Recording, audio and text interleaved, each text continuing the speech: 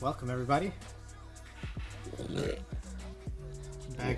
Back here Thursday evening, California time, with my co-host Andy, who graciously gifted me this T-shirt. It looks good on you. It fits perfect. It's real good, right? What is that? A medium? It is a medium. It's a good shirt. Doesn't it make you feel better? It does. It absolutely does.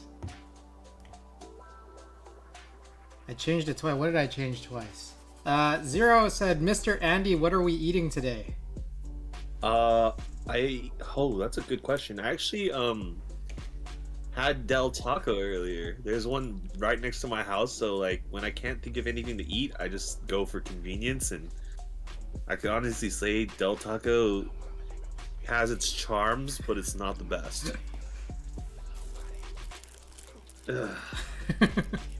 Oh, there's no Del Taco near you? I mean, you're not missing out on much, but like they do have a couple of items that are really good, but actually has nothing to do with Mexican food. Like their chili cheese fries are one of the best that you could ever get at any fast food establishment. Like they use crinkle cut fries. Oh, chili, bold. Chili solid. They put the cheddar cheese, the sour cream, onions. Like it's so good. Like I just really like chili cheese stuff. So I don't know. Andy, I don't know if you realize, but you on my channel, I think you're starting to get a following for your food, your food opinions. Oh yeah, I mean, if anyone needs recommendations on what they should get, you know, especially when it's fast food, I'm an expert. You know, I'm very well versed in fast food, cuisine. So, yeah. I mean, Klaus Live, welcome. All right, we're gonna open up some packages. I thought Del Tacos were everywhere. I'm not sure if I'm doxing, but Zero. He probably doxed himself just now. Zero may not be in the country. There's a good amount of states in the United States. That was a little redundant, but a lot of the states in the center and like the top right don't have Del Tacos. That's so interesting. All right, yeah. Zero has revealed himself that he is not in the U.S. Oh. I didn't want to reveal it. Also, Zero, I haven't shipped out the package yet, but I was planning to probably after stream today, or just like it's okay. Tomorrow. All right, first package. We got these mask nose bridge things. I am running out, so I need a fresh new pack, and I got twice as much as before, I think. No rush right on. UAD Yoke finally came in. Hey, Pog. Big Pog. Alright, package number 2. Let's check this out. This is my... Oh, I know what this is. I was going to say something that wasn't true before I actually saw what this package was. Instantly listed on Mech Market because it has no step cap. Is it fixed? Is it? I'm guessing it's like hot swap. That's probably the choice they made. The hot swap disappoints me. I'm not gonna lie. All right, let's check this out. Package number 2. All clack, no click from Novel Keys. We've got another set of 70 yoke panda switches. Took 17 months, damn. What else we got here? We've got Riley says stickers up. Let's try open this and see what it actually is. How got our keyboards? Welcome. Good to have you back. What is this? TTC Wild switches. Yeah, these are smooth. Hey, what the heck? These sound really good. Do you need to lube these? Would they get better?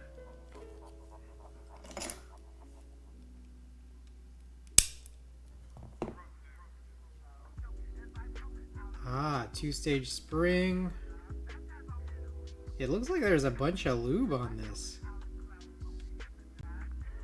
Huh. Eesh.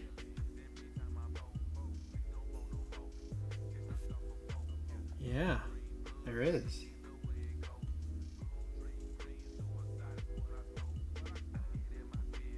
I don't know how visible that is, but there is some lube. Ah, damn it, not what I intended.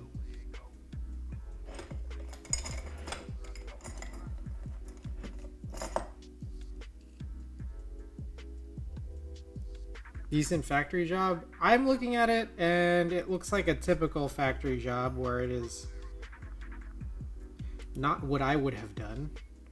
But I guess I'm just surprised because I didn't anticipate that, like, just out of the box it would like sound like this. So I'm pretty surprised.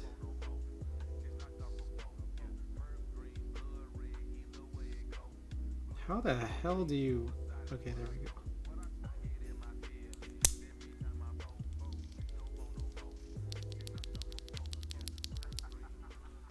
Next one will be over, and next one will be no lube. Alright, so one of the reasons why I bought this was because I had Kevin T. Dam tell me that this was extremely high-pitched. So I want to compare it to the stupid Franken-switch that I was putting into my recent KMAC Happy purchase that we had worked on. So let me grab those extras and kind of see here.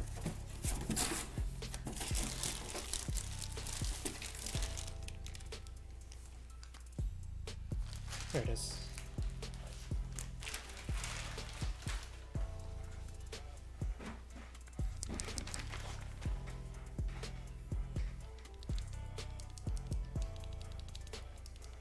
All right, I think this switch, this guy just beats it out. The this Franken switch still beats it out in terms of sound, still higher pitched. Granted, not that I like it, but it does. Throw it in a Korean board for that high pitched clack. The number 2, yes, Peter Poppins, yes, the number 2, and welcome, Peter Poppins. So we had a TTC Wild here, and then we have this number 2 switch.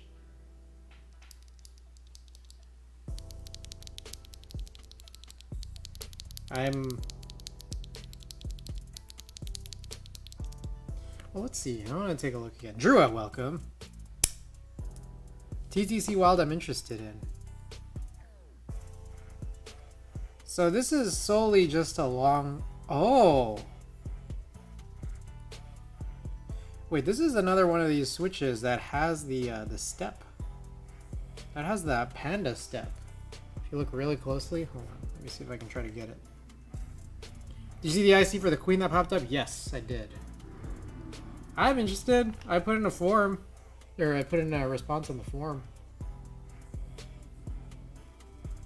I don't know if y'all see that step. I don't know if I have a pointer or a spudger handy here. 1 second. Let me also boost this up. There's a step right there. You can see it underneath the pole hole, the stem cavity right there. There's a step. So this would actually qualify as something we could put in.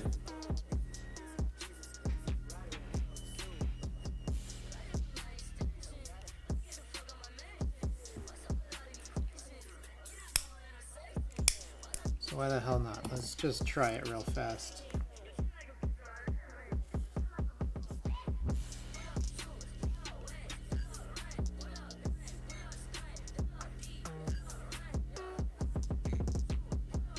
You know, this flat out just looks like a panda bottom.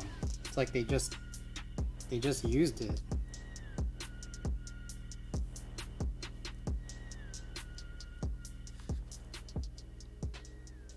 Although it is a little bit different.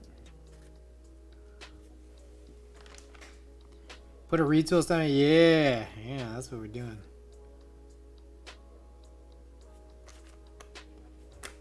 So this goes with that.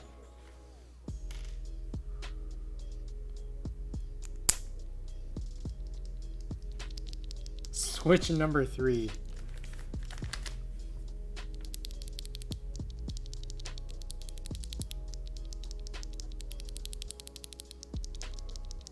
I don't know if y'all can hear that. All right, this one's a TT. Oh, shit. Let's bring this closer so y'all can see it. I also know that I have my my music on. Let me turn that off.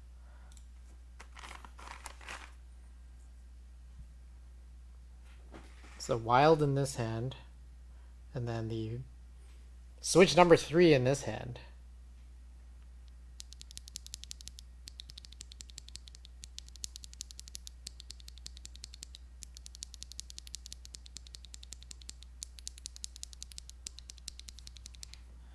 Let me grab switch number 2.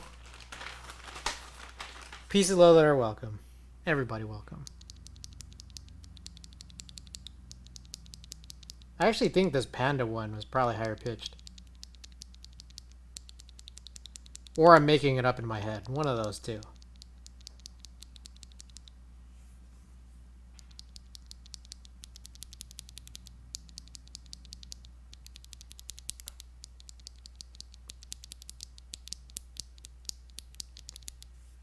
Anyways, I don't know what y'all think, but there was that little comparison test.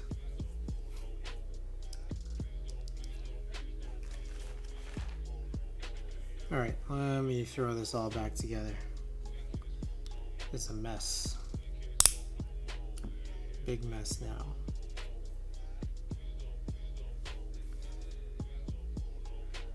So that was our second package. These tops that have these, like, I don't know what you call these stems with the box tops, if that's what you call them, they're very weird. They're hard to get in the top housing.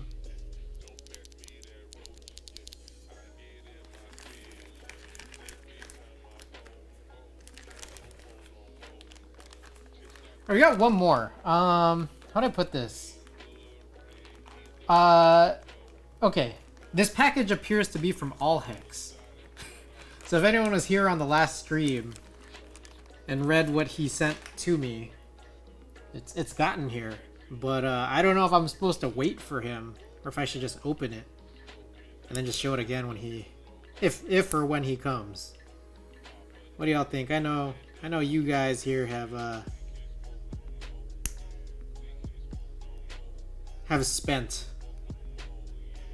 Yeah, this got messed up. This bottom here. You guys have spent the points. What do you guys think? If he shows up, we can pretend that you didn't see it. Ooh. Wacky slush.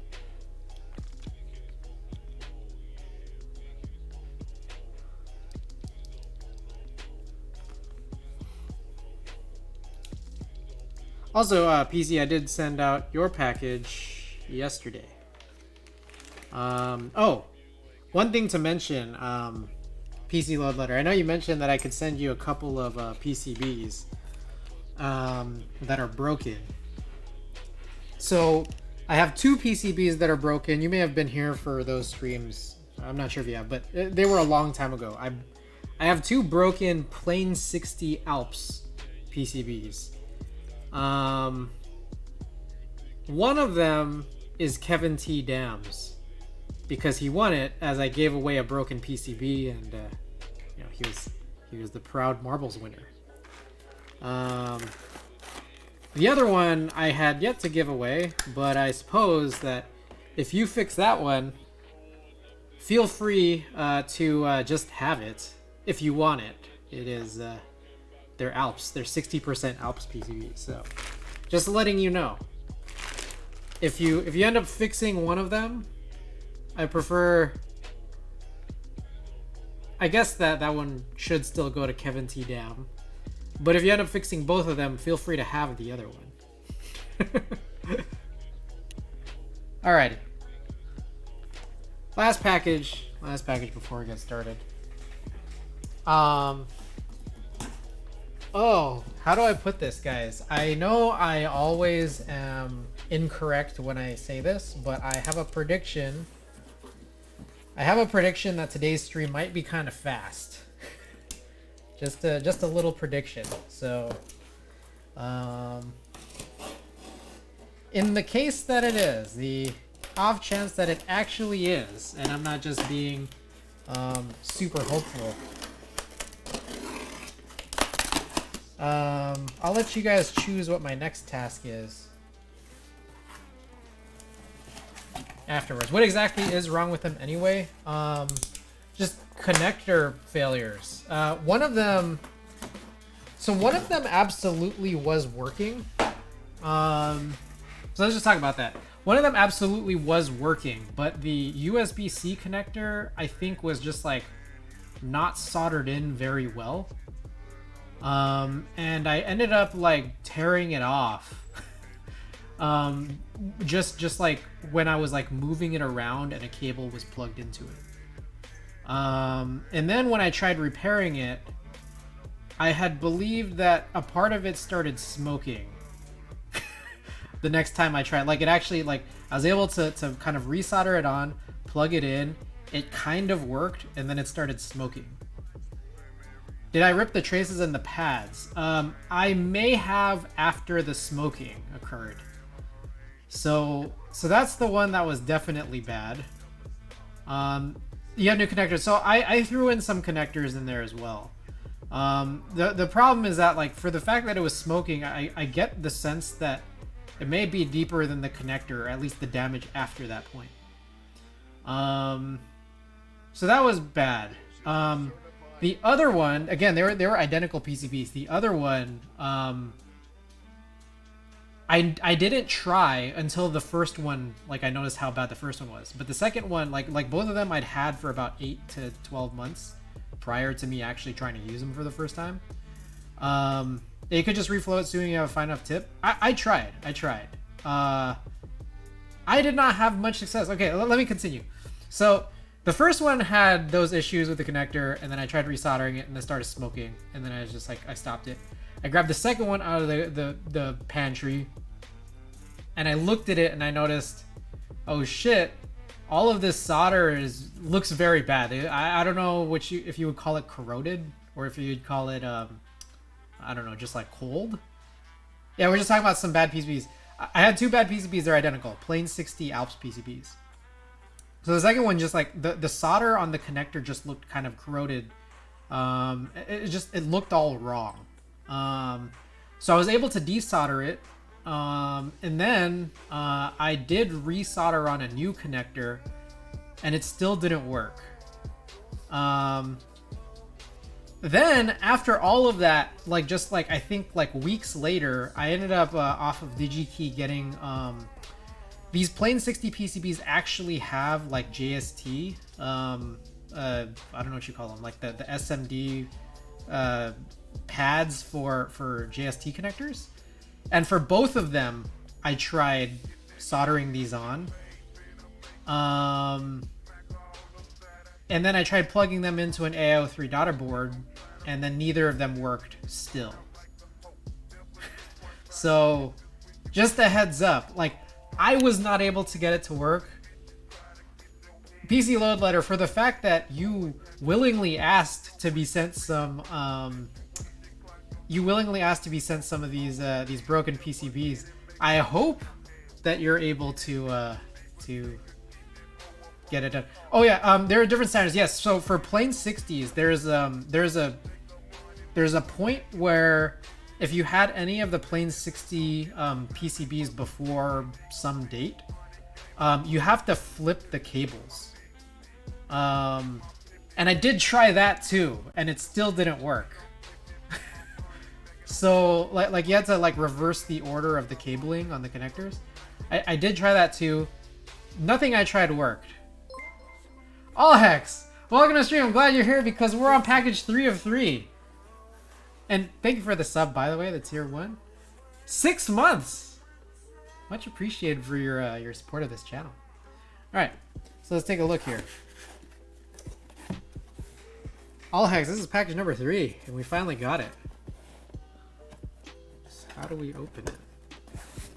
If you could do it backwards to begin with, you could fry the MCU if there is never. So maybe. So PC Liliter, I maybe did that. How do you? Am I crazy? There we go.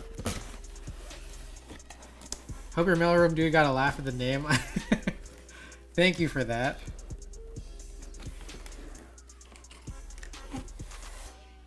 Huh. Sichuan chili crisp. Should I open it up and just like eat it? Like, do you think that's okay? Like if I just like eat it with nothing? Like you said Lao Gan Ma was spicier than this. And I can just eat Lao Gan Ma and I'm not even good with spicy stuff.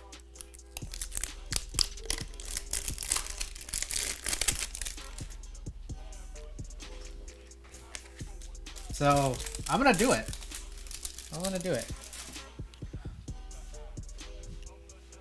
Let me grab like a. Oh man, because I'm gonna definitely get oil all over my table, aren't I?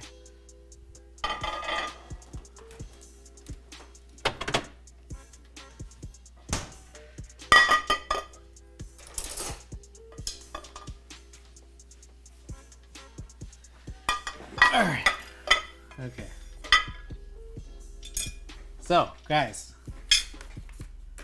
here we got Lao Gan Ma, the chili oil with the fermented black soybeans.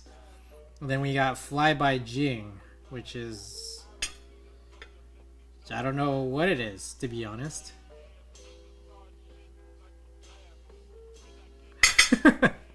I almost Gizo this okay, so they're different. They're definitely, I guess, according to PC Load Letter, they're different, but I'm just curious. Ooh. So this one's cold because I keep it in the fridge. The numbing is super mild in my opinion. All right. Which one should I taste first? Should I get 2 different forks? I'll get 2 forks.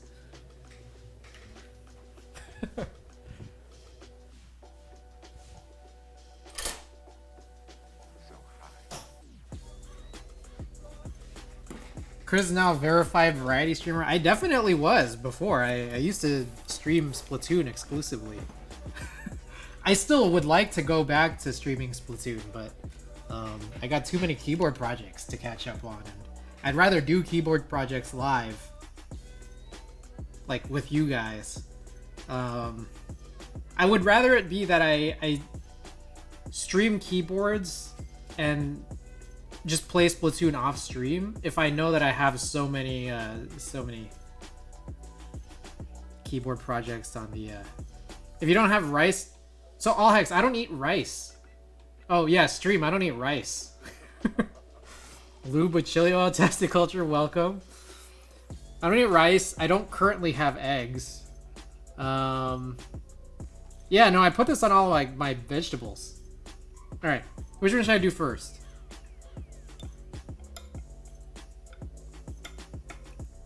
I'm like salivating a little. Rice ain't meat. Yeah, but rice is gross. I'm just kidding. I don't eat rice, but I haven't eaten rice since I was 18.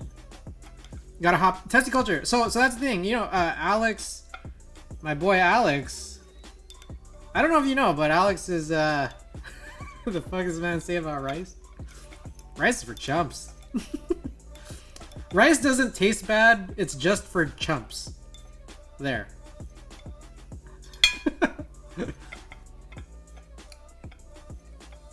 A racist? He eats farro. I do eat. Hey, Ada. Ada here. Yeah, I eat farro. I'm a big farro guy. Farro, quinoa. I haven't eaten rice since I was 18 years old. Willingly. Do I eat couscous or grits? I eat couscous every now and then. Grits, they just don't really come up. Alright, let's do this. Alright guys, lagama.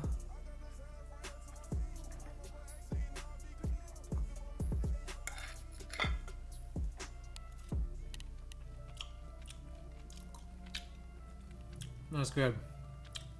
It's a good sauce. Chris, where are you from originally? My parents are from the Philippines. My dad is part Chinese. And I grew up, I was born and raised in Los Angeles. Knew it? I don't know, I thought it was obvious, but maybe not. Alright, I gotta get this bean here. Alright, here is Fly by Jing. Oh, whoops. Forgot to show. Fly by Jing right here. Let's mix this up. I gotta make sure I get a good amount here.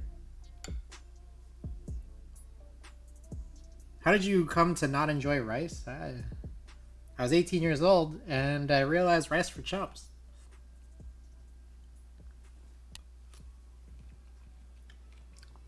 Oh. That's different. Woo. Woo. That's hot. Whoa, there's a little... That's hotter than lagama. That's definitely hotter than lagama. Describe, please. I'm not very good with words when it comes to food. I'm not very good with words when it comes to food. It's like smokier, I guess. I do like it. Lagama has a frigid buff. Oh, that's true. That's true. So maybe this needs to be refrigerated. Yeah, this is like it has the fridge nerf. I do like smoky. Yeah. No, this is good, but it's definitely different. But you know, it's still got the beans in there. I love the beans. Oh, by the way, testiculture, if you're still out there. So, I know Alex. Oh my God, Alex and Hester. They're like big. They're a big Boon Sauce family, and I was interested. And then I found out. I was like interested in getting some. I looked online. Excuse me. It has anchovies.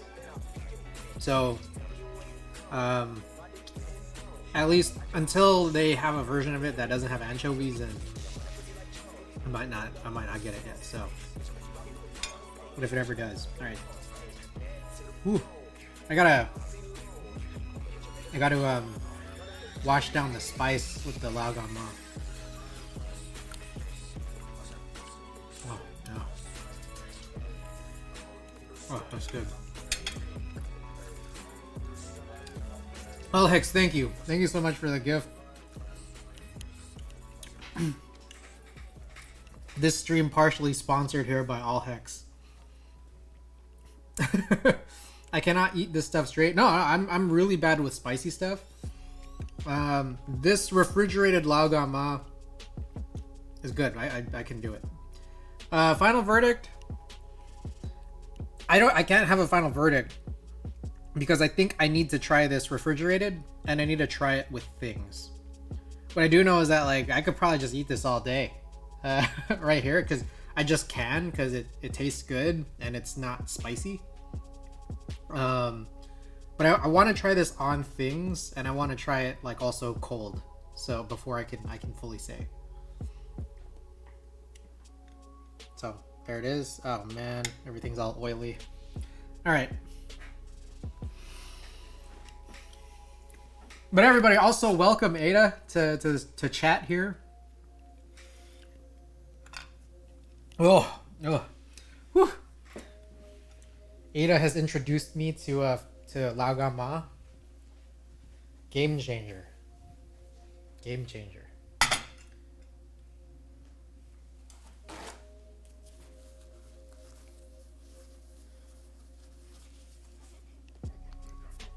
All right, let me close this up, and we will. I'm gonna get this cleaned up just a little bit, and then we'll get started. Off screen a little here. I'll return to these messages shortly.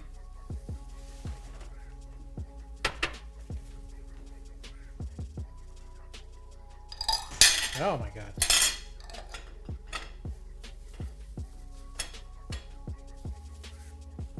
I made a big oily mess.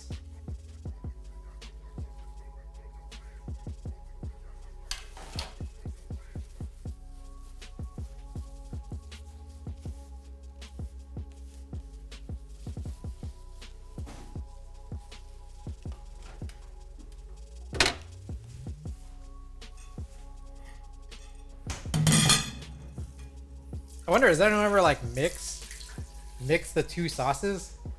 That'd be crazy. You get a little of everything.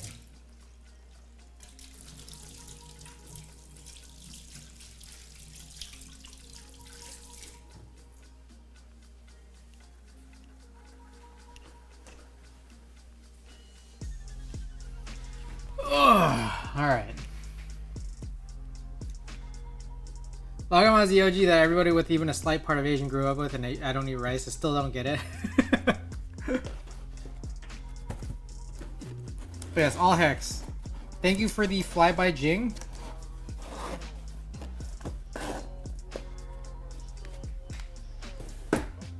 Much appreciated, and I'll keep you guys updated on my thoughts. About flyby Jing as we move forward here. I don't eat rice.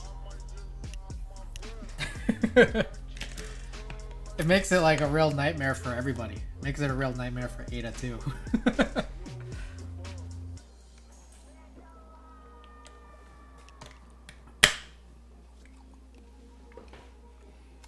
All right. Okay. So, let's see what we got here. This concludes. What about rice noodles? I don't eat rice. I don't eat rice noodles. I actively avoid everything I know that has a rice ingredient, which makes it really hard to eat with me. And Ada knows this firsthand. Ada, my beautiful girlfriend Ada, very well knows that I make it very challenging. I don't eat fried rice. I don't eat pho. As far as I understand, Beyond Meat has rice ingredients in it. It has a rice protein in it. A lot of granolas. Mochi. Just make him watch what you eat. To be honest, this dude doesn't. Oatmeal doesn't have rice in it unless you find some rice oatmeal. I don't know about porridge. I don't eat porridge. Pad CU I don't eat. One of my favorite cereals growing up, my mom had introduced me to a cereal when I was younger. It was O's, OH''S. It has rice. I think Honey Bunches of Oats, I believe, has rice. Rice Krispies.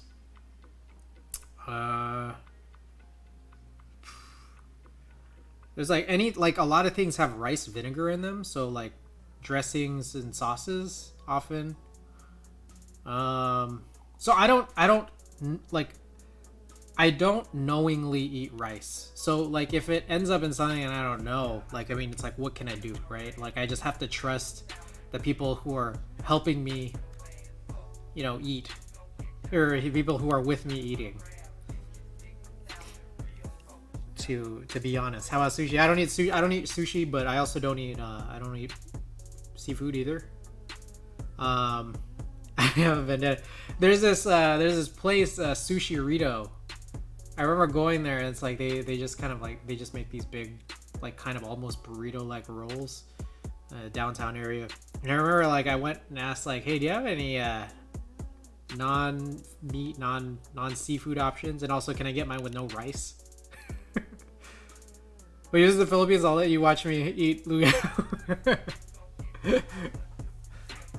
Yeah, that's the tough thing, is that like I know, man, traveling is hard. Like I think Ada would be very helpful in traveling other places with me, because I think Ada knows all the spots to go to. Because Ada's much bigger on food in general than I am. So she knows where all like the kind of like plant-based or just like vegetarian places are. Meanwhile, several years ago, this was well before I met Ada, I was in Japan. And I love Japan so much that it was such a great trip, despite the fact that I never knew what to eat. I never knew what to eat in Japan. I was there for like 5 days, and like I just didn't know what to do. Yeah, because most everything is like meat or has like fish. It's like rice. It was just like most of my meals were like going to the convenience stores for wherever I stayed, and then like just getting fruit and bread. Yeah, I still love Japan so much despite the fact that I didn't know what to eat. We were just spending all this time in like arcades. Sounds sad. We were spending all this time in arcades. We were out, the hot springs.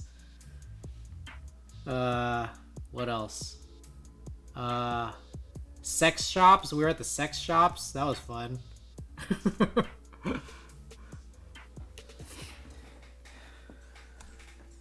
Anyways. All right. Let's bring out the. That was fun.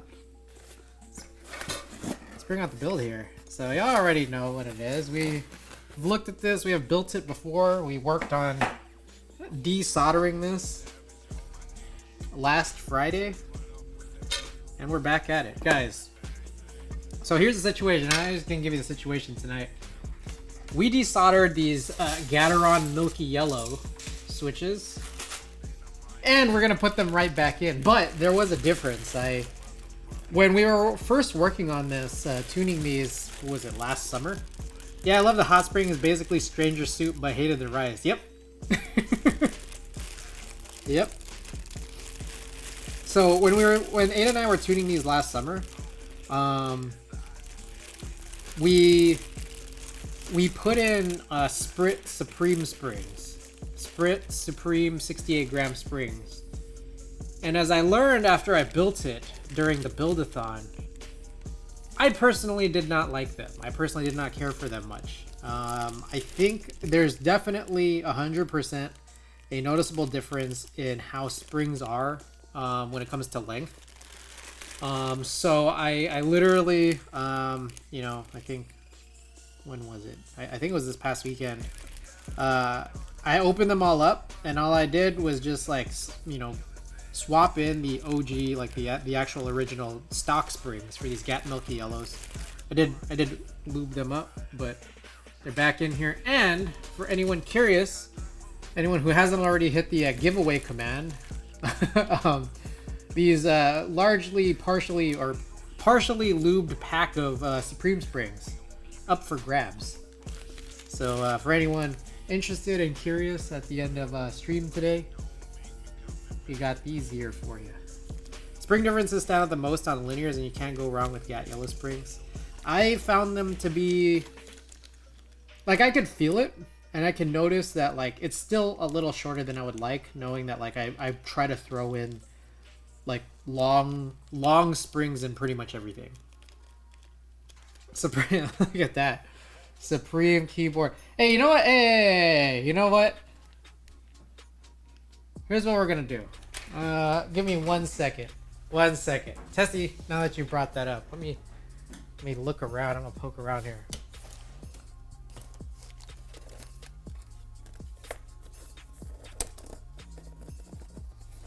perfect.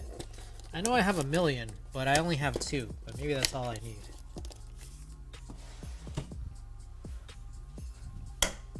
All right. How about this? Winner of the giveaway. We're going to do one race for the giveaway, and this is going to be later on tonight. Winner of the giveaway not only gets this, but also gets this. And then meanwhile, last place of the same race also gets one. I'm going to just send an envelope with a Supreme sticker in it.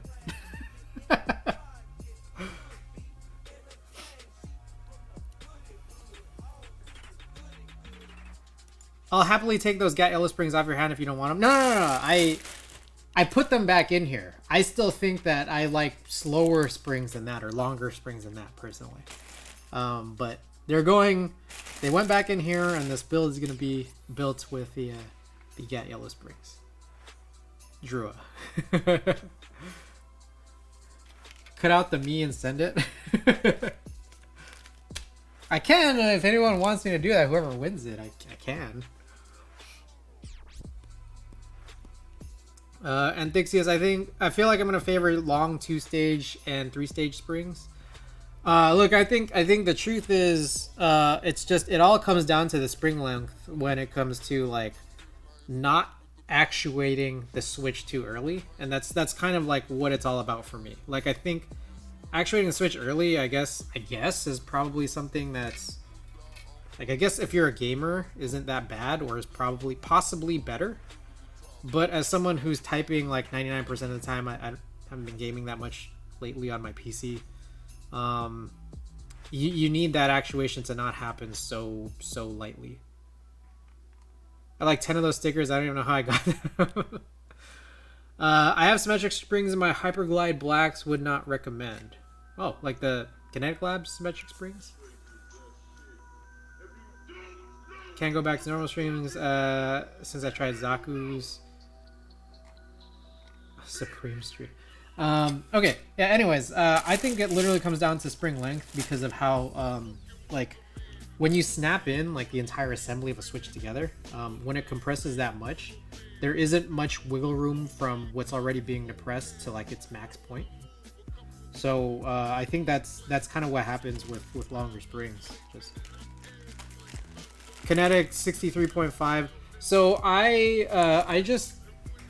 well, there's... Spoiler alert. I was just lubing these SP Star Nana switches. And I threw in the Prevail, I think it's 3-stage, 63.5. And I like them. I threw in the Kinetic Labs symmetric springs into the Meridian. I don't like the Meridian layout, but I do like those switches, and Ada has that right now because I don't like the layout, so.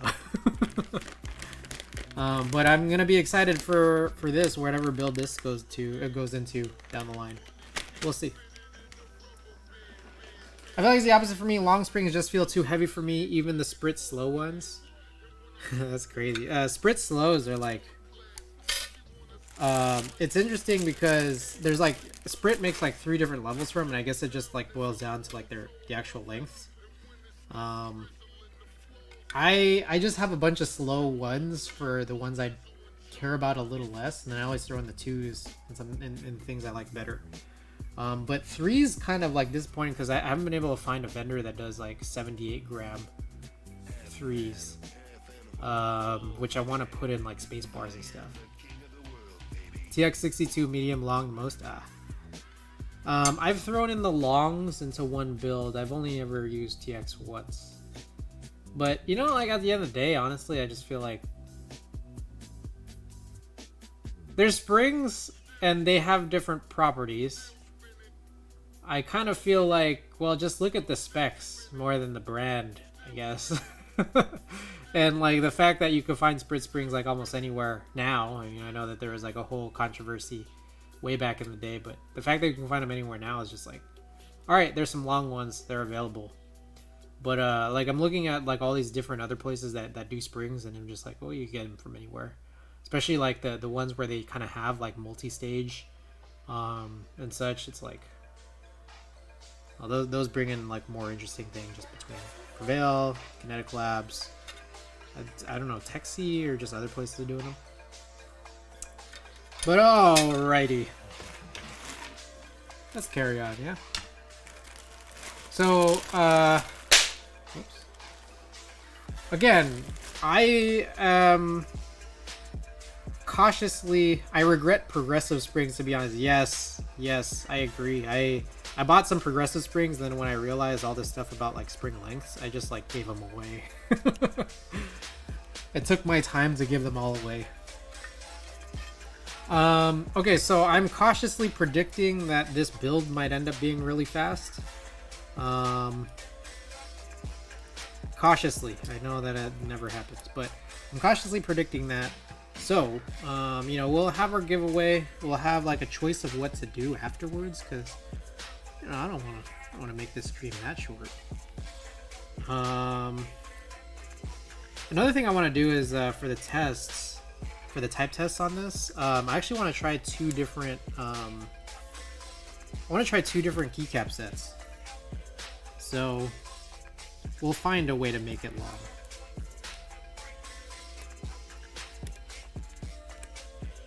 Are those the ones where you need to have a tighter coil on one end? Hold on. I think those might be... Sprit has springs called multi-stage, and they don't act like the multiple stage springs that we see on a lot of other, like, that a lot of other people sell. And I wonder if this is the same.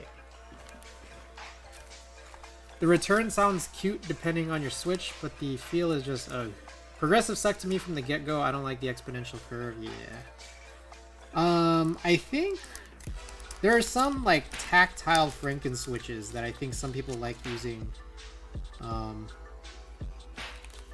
people might like using progressive springs for, and I think I actually have one, but I don't know. It's just still weird. Okay, take a look at this. So this is a Sprit multi-stage spring. So it actually does look like other multi-stage springs, but it's just shorter. And I'm just like, I'm just picturing that this is probably trash.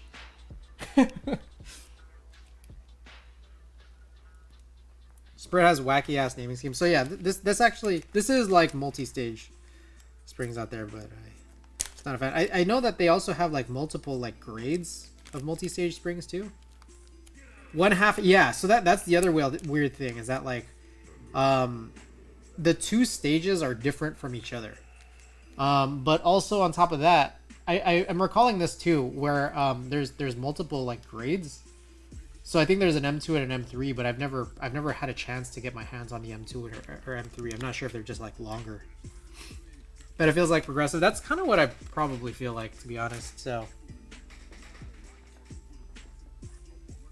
imagine having every spring face one way and then one random switch with a flip spring. The anxiety would kill me. So I think I was reading a little bit more on like Sprit's, you know, their language and just their spec, and they have mentioned that some of their springs that are not like equal on both sides, whether it's like these multi-stages that they provide, I think they have some other weird ones too. I think like the one you mentioned where there's like a more of a coil on one side. They have mentioned that it doesn't matter how you flip it. Their words, not mine. Their words. So I'll throw that out there, but I think probably people's like OCD would probably, you know, go nuts. Just because it's like, why would you do that? You would know. Exactly. All right, so I'm not even going to test this PCB. We're just going to punch all these guys in. No testing PCB. Stabilizer's already done. We're just going to mount this in, and then we'll get cracking. Springs apply an equal amount of force on each ends. Yeah, but I think in a hobby full of people who kind of like desire perfection, I think it probably just pisses people off, to be honest.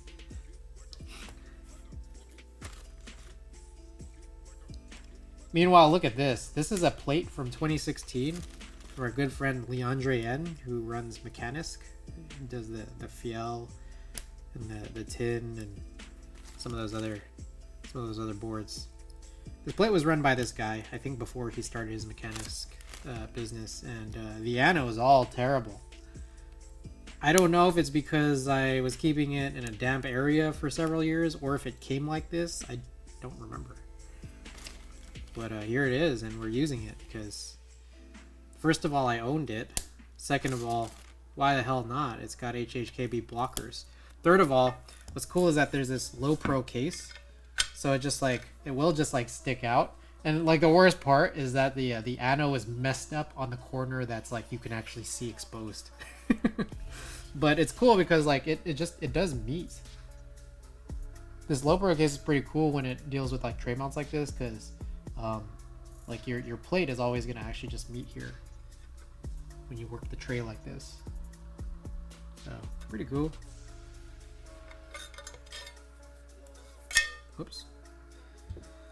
And all of this is just so beat up anyways, the between the case and the plate. It's a good beater board. Alright, spoiler alert. I mentioned I wanted to run 2 keycap sets on this. The first one I want to run is DSS First Light, because I have it and I've never tried DSS before. So that's my spoiler. The second cap set I want to try is leaning in, like just turning into the skid of how mega budget this is going to be. That Compaq MX 11800 that we harvested all of those those like 20-year-old brown switches from, I found out it has like a pretty damn good compatibility. These 11800s or 1800 based layouts, they have pretty good compatibility with HHKBs. So why the hell not? Like there's gonna be like, as far as I understood, there's gonna be like 2 keycaps that just like they don't really match anything. So like I'll just grab them from one of my like key creative blanks. That's why beater boards are fun. Yeah, you just make these crazy cheap.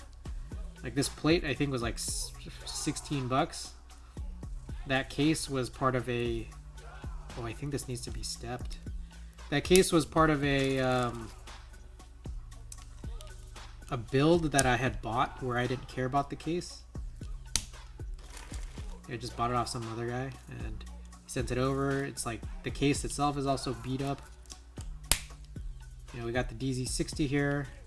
We got some cheaper, I think these are GMK screw-in stabilizers. So it's like, when I think about like how little this cost me, it's like mind-boggling. Like, because this plate, even though it was $16, it was $16 6 years ago. And I forgot I owned it. So it kind of feels like it's free, you know?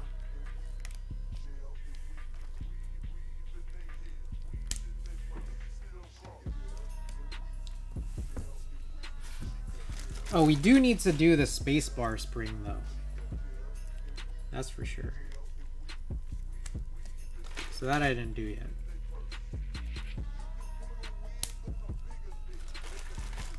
Oh, hey, paid for something X years ago. I guess it's free now. Yeah, I didn't have to think about it or anything. It's like finding $20 like in the sofa, you know? It's like, yeah, it may have been yours the whole time, but you didn't know.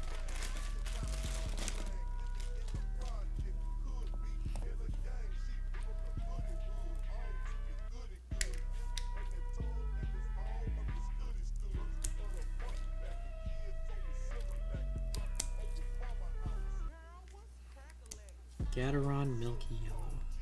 So yeah, here's another spoiler. So I have these old Gateron Milky Yellows with black bottoms from, I don't know, somewhere a long time ago.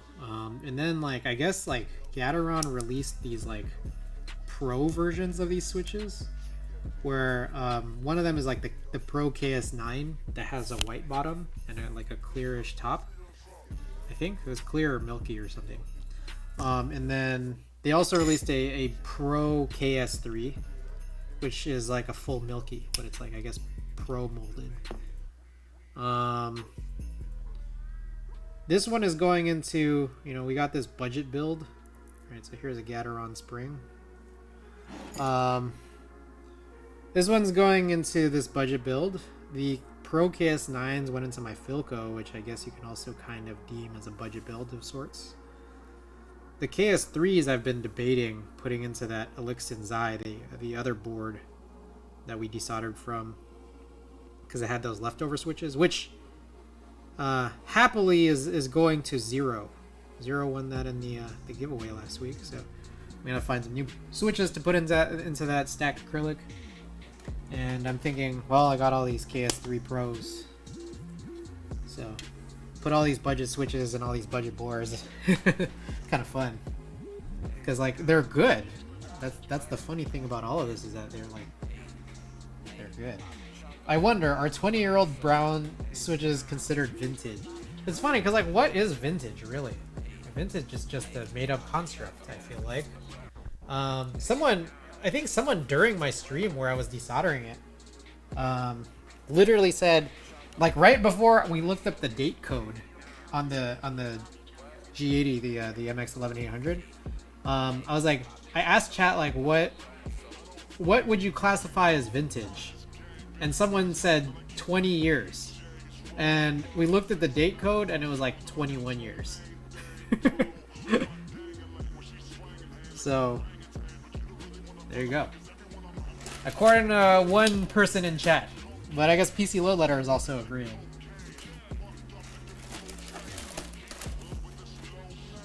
Over 100 is antique? Is this like a general, like, hobbyist kind of, like, definition?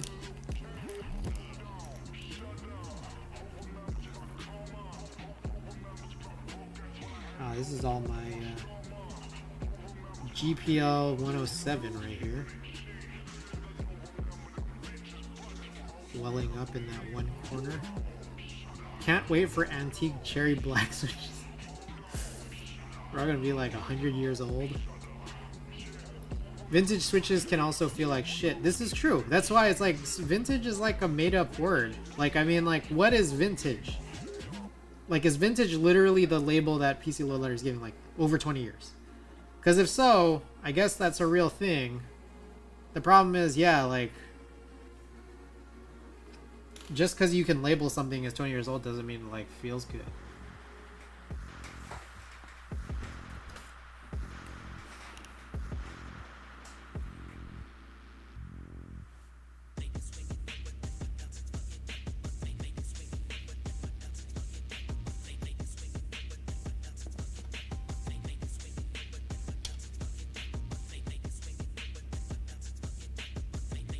Scratchy linear is a no-go, even if it's 20 years old. There you go.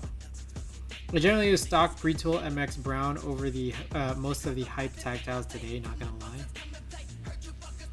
Vintage years apply differently in different hobbies. There are post-vintage pre-hyperglide browns that I'm still rabbit holing. What does rabbit hole mean? What do you mean by rabbit hole? You like them, or you very specifically don't like them?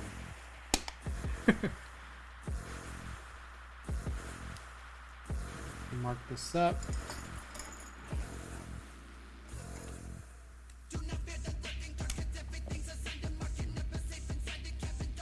Set that out. As in, I'm going down the rabbit hole with them. Post-vintage pre-hyperglide, you just mean pre-tool?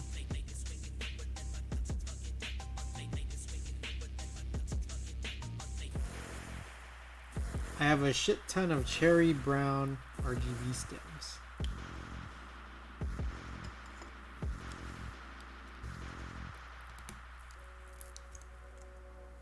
Yeah, I think there's a lot of ways to kind of classify these things. I mean, I don't, like, the nomenclature is like, there's like, and I think we were showing this a little bit last stream, where it's like that back didn't have that like cutout that looked like that, you know? So there was that, but like you can have those more recently than 20 years.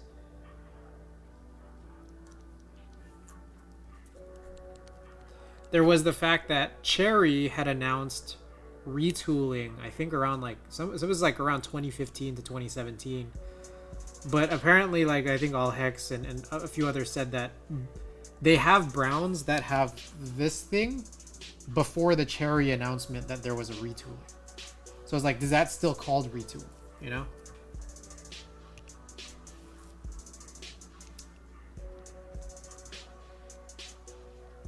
Okay, I think we're good here. I think last stream we figured out the RGB browns had the same front shape thing as Hyperglides.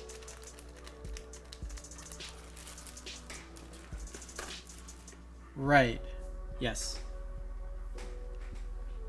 They did, but like I also think that those Cherry RGB browns, those, what I understood was that there was a chance that those came out before they announced, they put out their releases and everything, that they were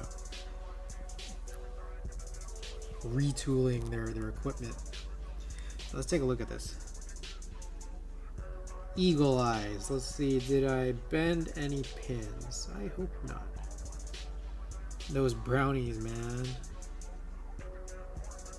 I think we're good. I'm gonna make 100% certain that I'm using a stepped caps, or I guess it would be stepped control. I think it is. So let's see what we got here. I have. This is DSS First Light. Well, maybe I should look at that second. Before Hyperglide switches, there was retooled switches which were being phased in around 2016, and before those were the scratchy pre-tools. I think I avoided those. Pretty much just have, yeah, I have a bunch of those, like those pre-tool, those scratchy pre-tool brown.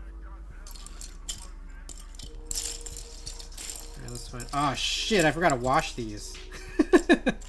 I was like, I gotta wash these at some point, and then I never did it. These are like kind of dirty. All right, we're gonna dress this up today, and then I guess I'm gonna have to wash it before I give this to Ada. Ada had been using this at work, and I was like, let me take it back so I could rebuild it to a spec of springs that I like better, and also give you even cheaper keycaps. I think I had thrown on GMK Columbia back then. Oh, here it is. Caps lock. There we go. Run the ultrasound and let it soak while you solder, then dry them on stream. That's content. I don't think it's gonna dry that fast. I typically, whenever I wash keycaps, like I'll usually like dry them for like a day, because I don't want to like have like water in here that I missed like go down into the switches. So I'm gonna type on them dirty today, and then I'm gonna undress them again and clean them up. So for that matter, maybe we'll run these first, since I'm gonna take these off anyways, and then we'll do DSS second. I wash these, and then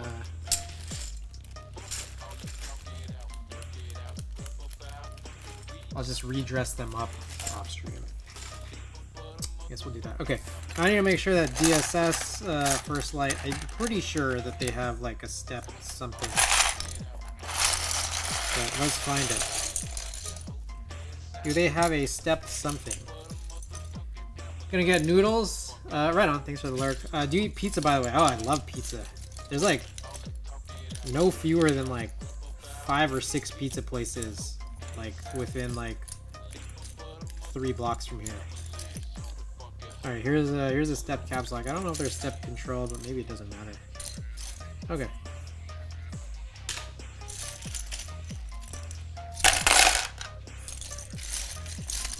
I love pizza. I try not to eat too much of it though, because it's like I don't want to get tired of pizza. you know? But damn, pizza's so bomb. And the other thing too is that like I've just been gaining a lot of weight. This is just like, I need to make sure I'm just not eating pizza all the time, you know?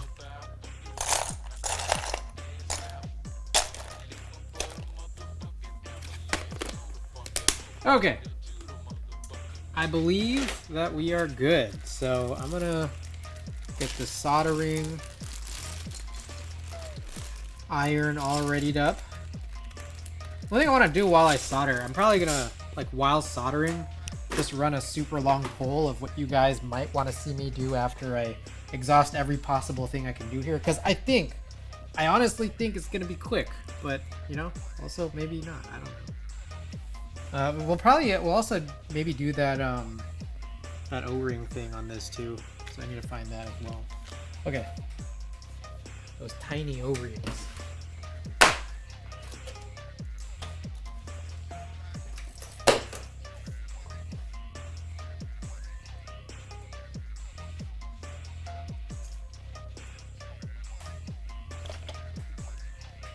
All right,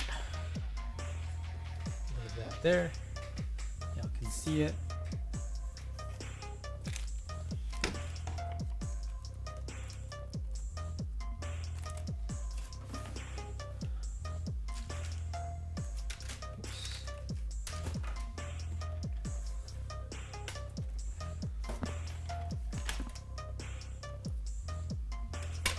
Need that for the fume extractor. Need this for the iron.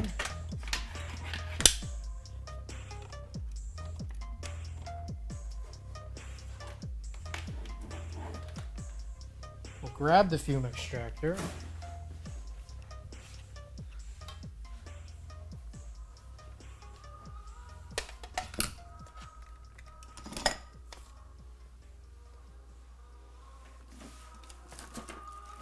And the solder and the sponge.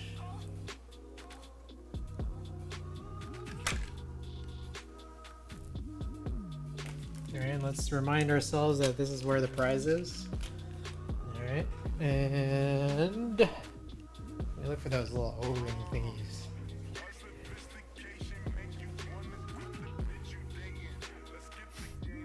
Where is my stabilizer container? It is. Ah, yes. Alrighty. It's all here. The whole gang is here. The whole gang of all these things we need.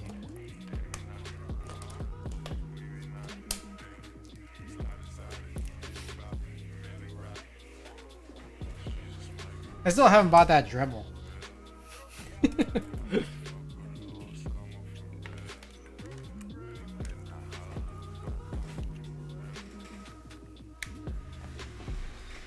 Oh.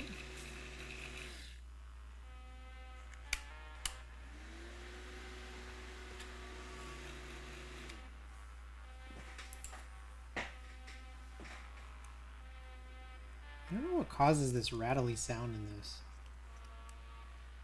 I've been meaning to find out. I still don't know.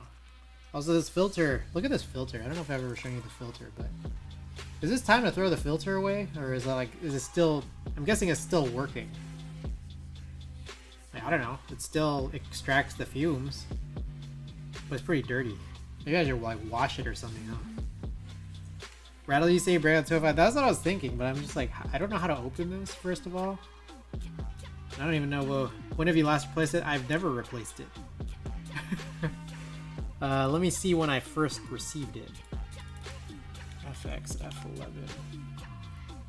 I ordered this last February. That's when I ordered it, and then I guess like I must have received it like mid-February or so. You're supposed to replace those carbon filters every 6 months. Those fans don't do much filtering. You should get a HEPA air purifier for your room to run at the same time. I do have one. Sometimes I just forget to run it, so maybe I'll just do that too. You know, like, it's interesting because it definitely extracts the odors. I don't know if like odor is the same word as fume, but It definitely extracts the odors, but I don't know if it extracts the particles it needs to extract for me to be safe. But it definitely extracts the odors. You should have replaced it 5 times by now since you solder a lot. I just checked my emails and I won the Project Key Space Skull. Whoa, whoa, whoa. What does this look like? Send this. Do I know what Project Key is? Project Key.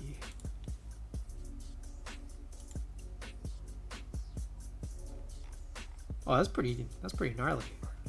Nice. Congratulations.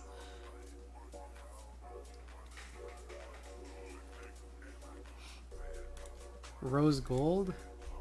I see it. Oh, that's cool. Sick. How much is should I ask? Maybe that's not a question I should be asking. Do I have any artisans? Oh, I don't know. Do I have any artisans? I'm not sure if I do. You can get a PM 2.5 air quality monitor to monitor the particulates in the air. As artisans can buy and sell our collections 10 times over. I have one of these Dysons. This is a HP04.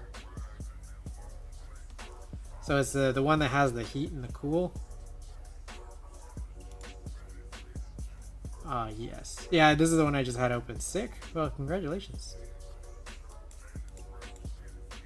$100. Okay. Right on.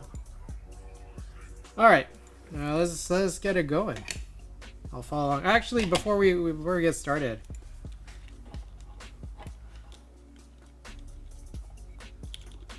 So the plan here is we'll do some type tests after I finish, doing the entire build. We'll do a couple of type tests, especially with the differences in the keycaps that I'll be using. But what will I do after?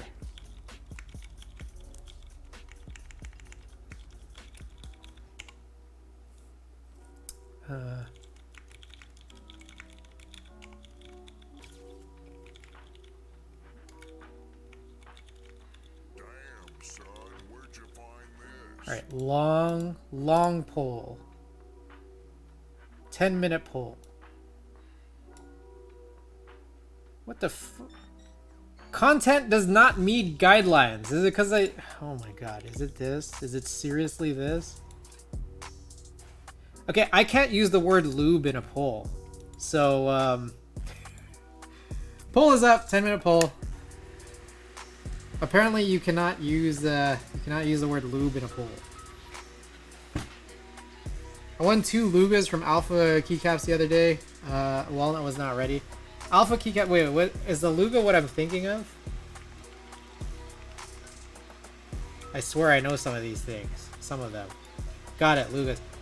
I'm not gonna lie. I don't personally like the Luga sculpt. Just throwing it out there. Just my preference is. I don't know. I like the Luga sculpt. Least invasive enforcement of Twitch. Twitch TOS. I like the Keypora. I like the Keypora. That's Alpha keycaps too, right?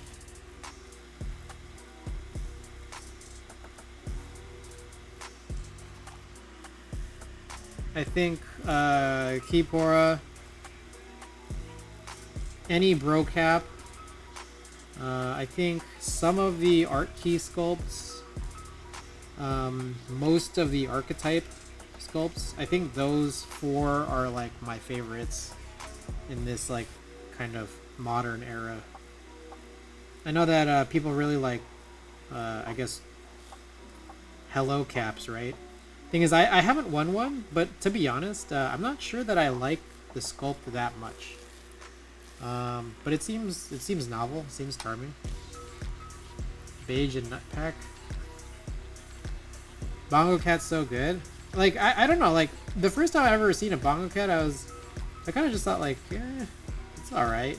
But I guess people really like them. Want one? Like, sure, like, if I can get a win, but it's like, I'll sign up for some of these raffles. I've never won before. But I'm kind of like indifferent-ish to it, that to the point where it's just like I'll just forget that the raffles even go up sometimes. Honestly, I'd only want the bongo cap for clout rather than even wanting it. I kind of feel the same way. Like, I want to see it. Like, maybe I just got to see it in person or something. But I'm just like, yeah, it'd be cool to win one, I suppose. Shishi, Fugu. I don't know what Fugu is. Brobot V2, Clack Skull are the only sculpts I choose to acknowledge. Shishi's, I think I remember Shishi's. I remember thinking, oh, that's pretty cool, and then like I just never made an effort. Never made an effort to try.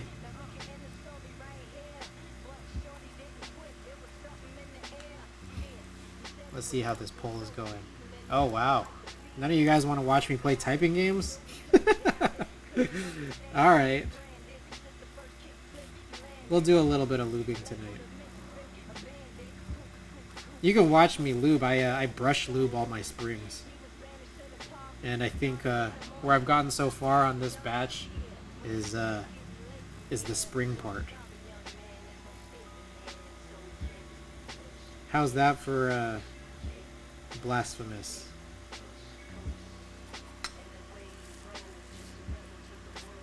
Tigos are my collection artisans. I'd only really buy the Heart of Darkness Shishi since I only really use white on black. I own 13 of the released ones, and I need to track down the newest one once it gets shipped to people.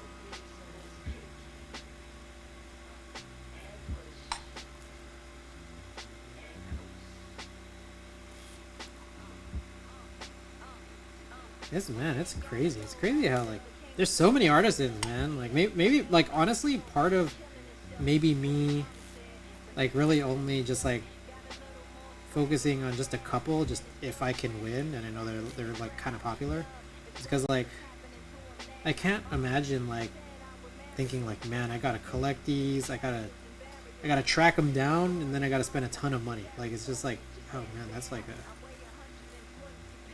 a different type of like collector's grind, man. Fugu is nightcaps. I gotta check that out. Y'all ever seen Princess Mononoke? Hey, Andy's here. Y'all ever seen Princess Mononoke? Have I? If I have, I was really young and don't really remember it. But there's also a chance that I never saw it. Top tier. Yeah. I always hear.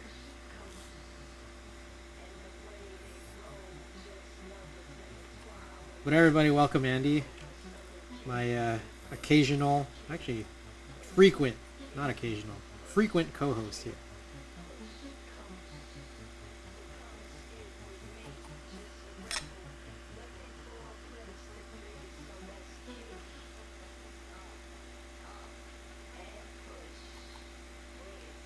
And we're just doing all the single pins, and then I'll just do all the clicking in after. I'm sure everything is probably fine. I taught Chris everything he knows about keyboards. It's true. It's true. Hey, and you remember that time I made you that keyboard, and then it was like I made this video to go along with it, and it was basically a TikTok before TikTok. This was like 7 years ago. I made a TikTok before TikTok existed.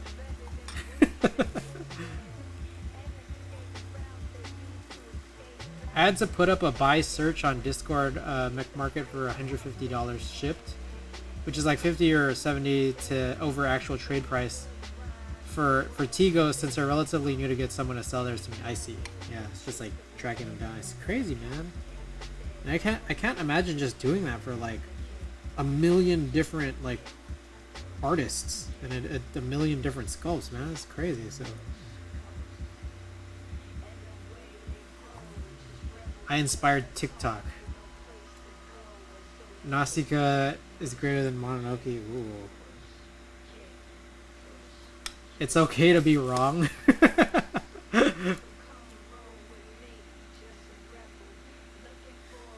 Every now and then, lately, Ada and I, we throw on Cowboy Bebop and like not pay attention to it. The cartoon, or the anime, not the live action. But every now and then we'll throw on some Cowboy Bebop, and like I have no idea what's going on because I'm not paying attention, but the art is nice. The art is really nice. I'm glad I don't collect artisan caps. That'd be too much. Yeah, no joke. Okay, these guys, Fugus. All right, I've seen these before. I don't know. I don't know that I'm a fan of that sculpt necessarily either. It's like if it's out, like I'm not gonna look for it. I'm probably not gonna sign up for it. Yeah, it's just a small handful. I feel like everyone has their kind of, or a lot of people have their kind of small handfuls of what they'll focus on. Only thing I can truly call a flex in the last few months. Okay. So I'm guessing, but these are probably like a big deal, huh?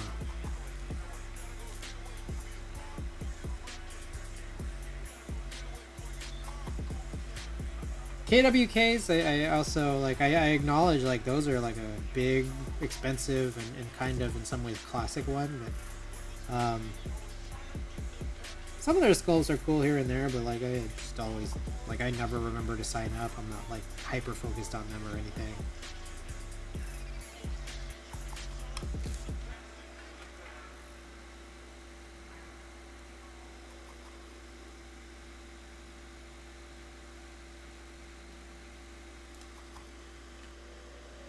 The cap on the right is an LP from...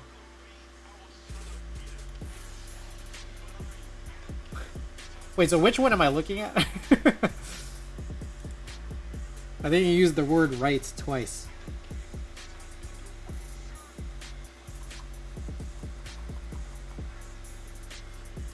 Wait, also, what is an LP? And also, is a Fugu a bro cap? The cap on the left is the bad one. Oh, I see.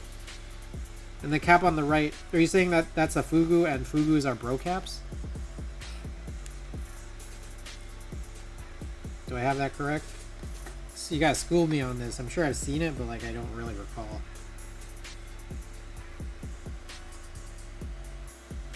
Oh, sorry. Fugus are not caps. Got it. They're old. Okay.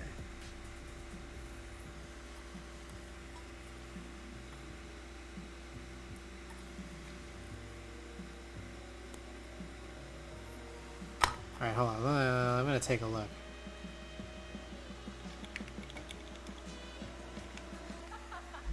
I also don't know where I left off trying to push these switches in. Oh, these are Fugu. Sorry, I thought the picture you sent was a Fugu. But now I'm looking at these now, and I'm like, oh, I have also seen these too. Not what I was thinking of. Got it. Okay. The cap on the right is the Last Pilot, inspired by the avatar of the... Oh yeah, no, you know, Last Pilot... Oh wow, okay. Last Pilot is the guy who I got the KMAC from, the KMAC LE. So, yeah, I didn't know that it was off of that.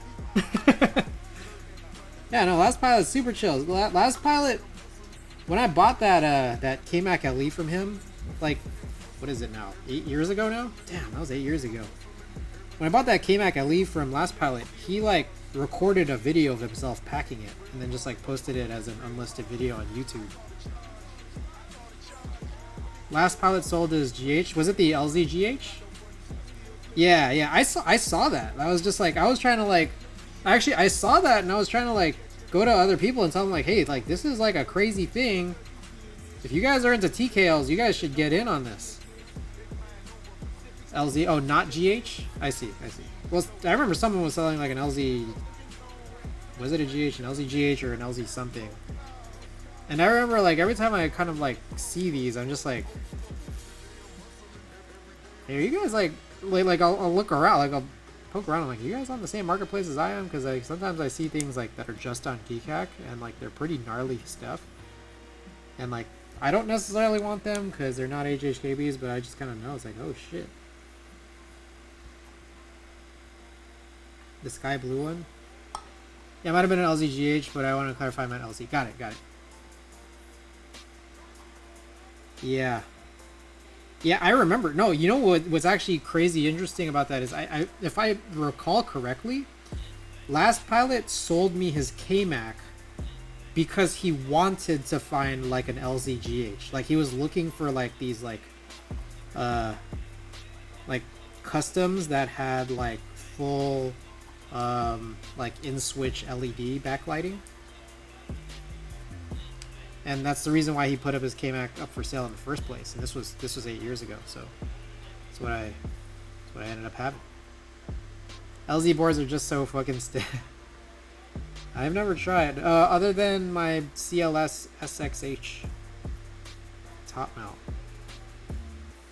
I think these are all clicked in. I don't even know. I didn't even do this. Here are the Tigos I have. Alright, I'm gonna open that up soon.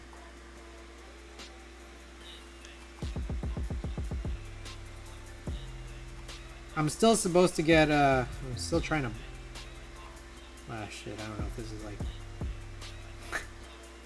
I don't know if this is, I'm not supposed to say this. But I'm gonna say it anyways, because I don't think there's anything wrong with it, but I'm still trying to buy Vinsanity's CC box.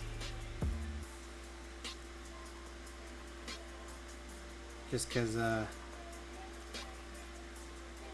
I have a bunch of artisans that are in a, like the way I've like kept my artisans over the last several years is not ideal. Still, yeah, no, I just haven't had a chance to like meet up with them, and I've generally been trying to isolate for the last like several weeks leading up to this trip I'm gonna take. Probably try to figure something out afterwards. Hasn't it been months? I think we were first talking about it like last month. Ooh. That one clicked in. That one was actually useful.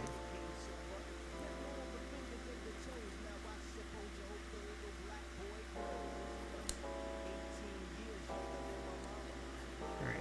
After this, I am going to open that link from Klaus. Also, I'm kind of hungry. Maybe I should have eaten more of that oil.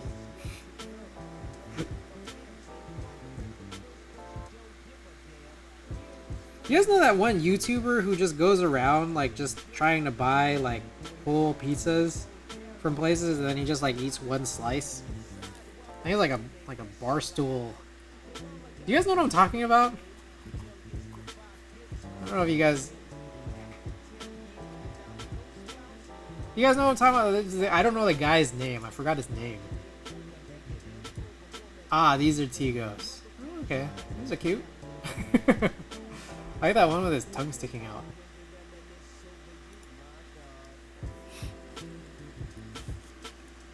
He's been involved in some other shit? Like bad shit? Or you just mean like other shit as in other endeavors?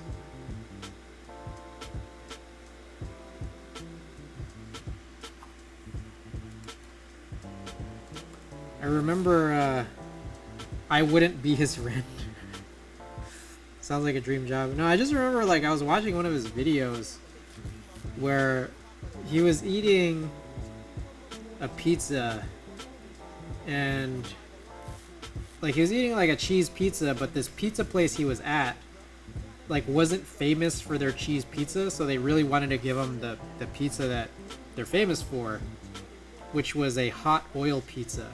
And I just remember like the way he pronounced the word oil was like, I've never heard anyone pronounce oil like that. He's like oil.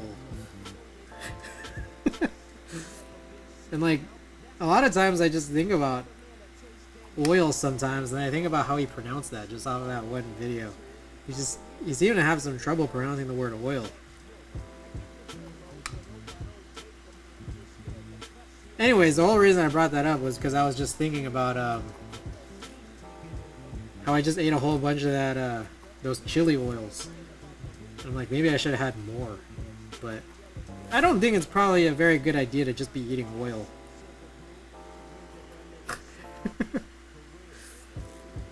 Just be eating all this oil. I don't know, just a thought. Not totally certain. Imagine getting a write-off expensive gourmet food as business expenses. Expenses, that'd be pretty cool, I guess, but I'd definitely be a lot more limited with my dumbass diet. You know what I mean?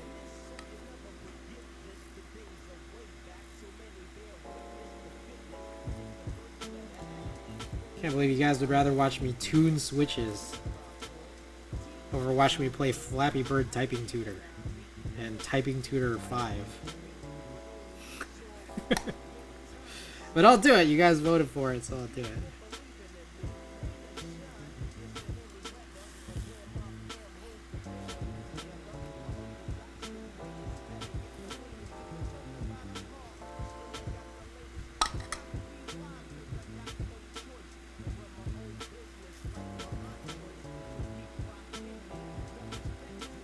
With 4 votes, you guys voted to see me do some lavender switches, and I'm gonna be totally honest, I'm just like, at this stage I'm just lubing them.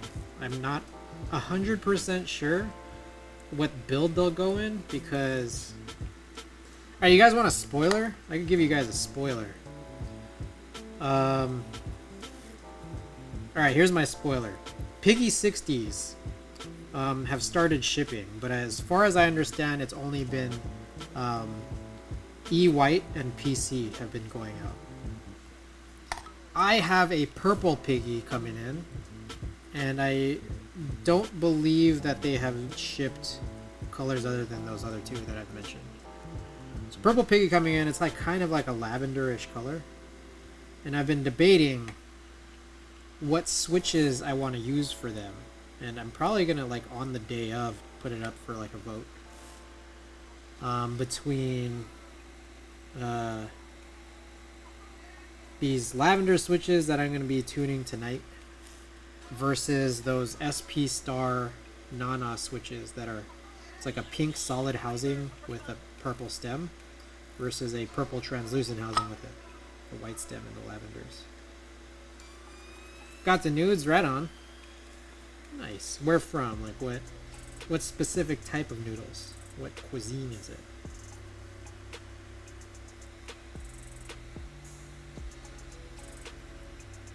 Was it like some instant noodles, or you went out someplace to go get them?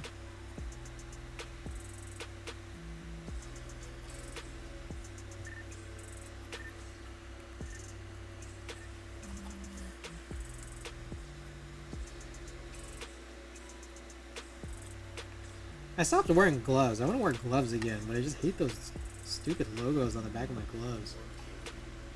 Everyone follows CG Buen so he can 800 followers. The funny thing about that is, like, I feel like everyone in here is already following me, so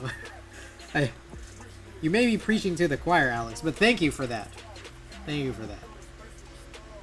This is a good old reliable ramen styrofoam cups. Ah, some cup noodles. Got it. Classic. I will eat 800 glizzies. Yes, plant-based. I will eat 800 of them. Kevin T. Dam, thank you for the follow.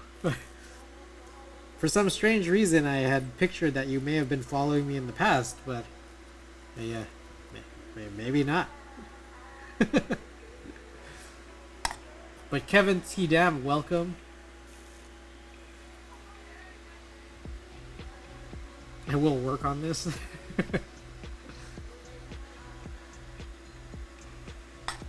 Alright guys, I don't know if I made this clear in any previous stream, but my goal is to, at some point this year, get to 1,000 followers. I'd like to get to 1,000 followers, and then at that point I'll probably throw a subathon or something. Wait, hold up, let me get my 10 alts. Oh no. Oh no. What's up?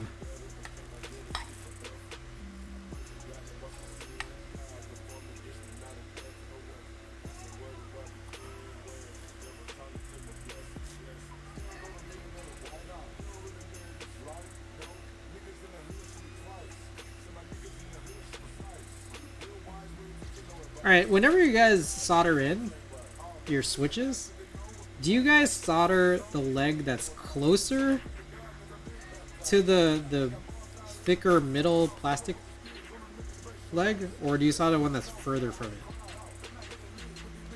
You should do a Cool S inspired keyboard. I have that plate. That Cool S plate, and I've been making a bunch of like plate files that have Cool S's on them. I do the thicker pin. The stupid thing is I cannot tell which one's thicker sometimes. Like sometimes I just go at it. So like at this stage it's like I've already soldered pretty much every single one except for this very last one. I don't know which one the thicker one is. I'm thinking it's the one that's closer. Closer? I see. I just googled a cool S keycap doesn't exist. You're right. What the hell? So I should make a 3D cool S like keycap, like the 3D cool S emote that I have. I wonder if I can get that commissioned by someone. Alright, I think that's it.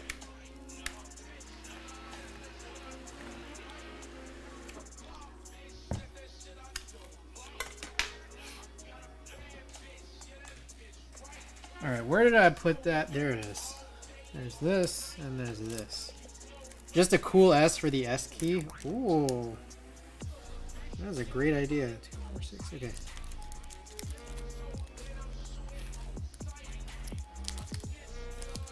I gotta bring out 12 of these.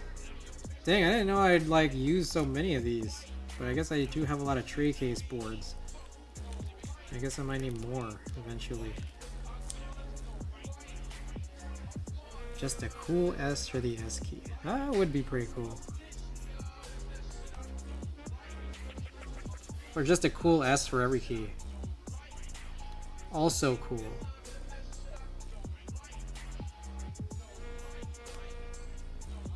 Now, how come no one's ever run GMK Cool S? Seems like a huge miss. Also, I never got that Dremel, like I mentioned earlier, so I don't think I'll be easily able to remove that middle post. To be fair, maybe it's like I need boards that are more stiff. Possibly, I don't know. Honestly, like, can I really tell the difference when you're just like typing fast? I feel like when people like get Rocklina doing, I feel like when people like want a lot of flex in their boards, it's like, do you really? I don't know. Maybe I'm just like super naive here, but like, do you just really feel it? Because like for me, I only feel it when you like are pressing really hard, like, you know, because you're trying to show off how flexy it is. But like, y'all really feel it while you guys are typing? Because for me, I'm just like, I'm just typing, you know. I don't think about how flexy it is. I hate too much flex. Have a look at the Thera 75. Is what I have right now. It's just like super like plateless with a lot of cuts in the PCB. If you go extreme enough, it is noticeable. I guess maybe I just haven't gotten extreme enough. It'll make a difference for me when I'm smacking down on some 300 gram switches. That is probably true. I guess the heavier your switches are, maybe. Oh wow, did I take out the perfect amount of these O-rings?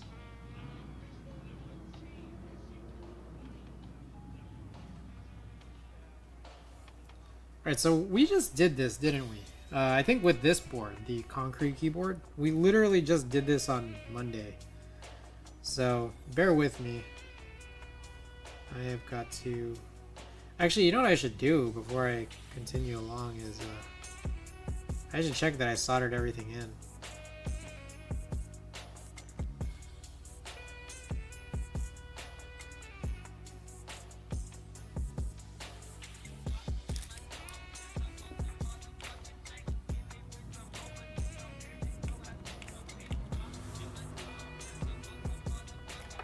Run a little test.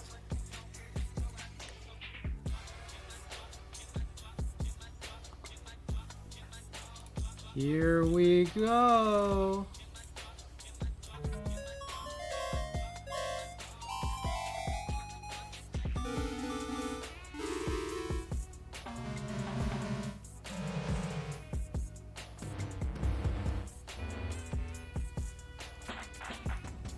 Perfect. Good job, Chris. Bang up job. All right.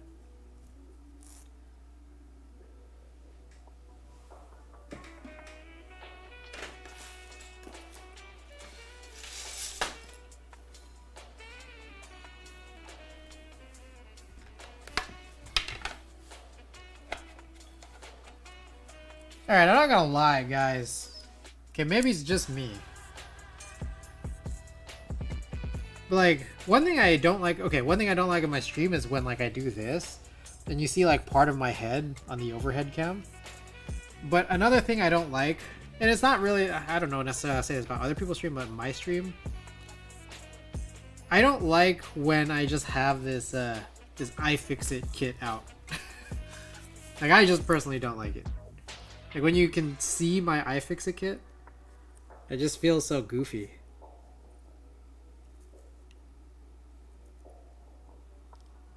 Just feel like you could keep this off stream. Unwanted head, just like right now. Good afternoon, Dr. West. Welcome back. Code LTT at iFixit.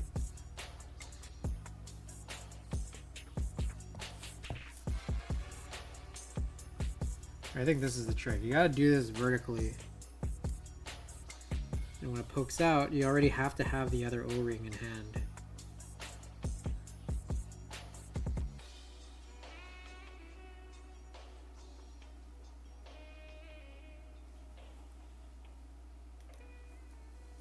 I love iFixit. No, I love iFixit too. I just don't like when you can see this. I just feel like, I don't know. It's like, it's a little ugly, and like I don't even have that much like, you know, real estate, like the camera here. Like, why would I choose to waste my precious space with this? Is that crazy to say? It's ugly. No, it's like when you have it open, you see all the bits. I don't know. To me, it's just like, oh, it's goofy. I can't escape the LTT plugs even when I'm not on YouTube. They're everywhere. Everywhere. I love seeing the kit. Why not show it off? I don't know. Maybe it's just a personal thing.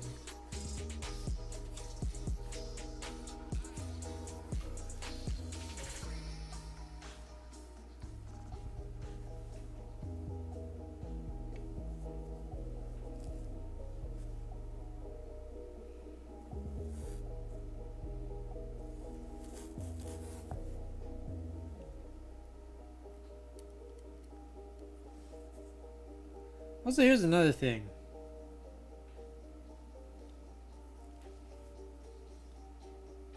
Like flexiness. Okay, I got another one for y'all. I know people say like brass is super stiff, right? But like, isn't alu also pretty stiff? Like, how do I put this? It's like, I get that literally the composition of these metals are different, and I can understand that there's this, I guess, a reality where I suppose brass is like a material that is stiffer than aluminum. But what I mean to ask is there a palpable, oh my god, hey, I don't think you could do this. I feel like this is something where it's just like kind of follow bots. I am following CGBuen1 and I am following CGBuen2. Like, I appreciate the gesture. I'm just not entirely certain that someone's gonna look at this and and be like, oh yeah, this is okay. This is okay for people to do. I would personally not recommend that the creator of I am following CGBuen1 and 2 should continue doing this. Again, while it's fully appreciated, I'm not certain. Oh my goodness. Steel just have a distinctive stiff feel to it. It might be placebo, but I feel like alu plates are a tiny bit softer compared to steel. No, so yeah, that's what I'm meaning, is that like, when you have like a PCB plate assembly that has aluminum or steel or brass or just like some kind of metal, I'm like, in my head, it's like, I get that people think that, you know, there's like a ranking of stiffness, but in my head I'm like, is there really a difference though? Like, once you have everything together, like, is there?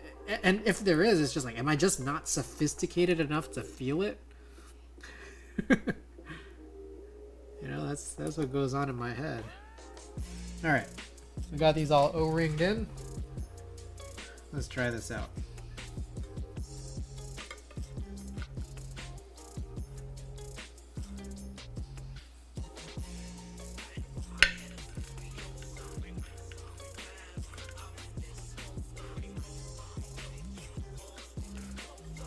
Too small brain to hear the difference.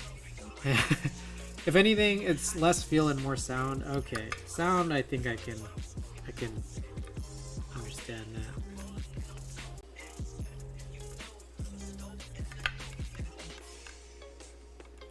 The hard part about these O-rings is like I have no idea if I'm truly screwing it in. I think I am, but I'm not sure.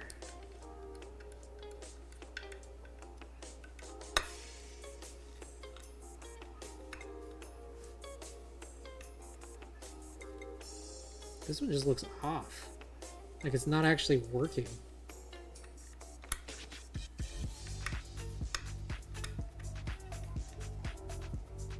Yeah, this one's like off. Fuck. The mounting style more so influences how much you feel it. I see. Some people feel it more like if they bottom out harder.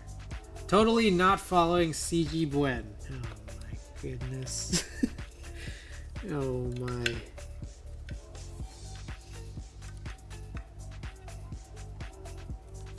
Alright. This is funky. So I feel like I gotta shift some of this like a little more towards this way.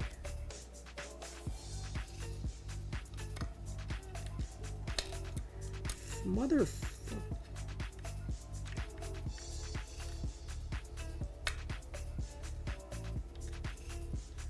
Yeah, I can't get this one to work. Hold on, I think I need to lift this whole thing out, I suppose. Let's see the damage here.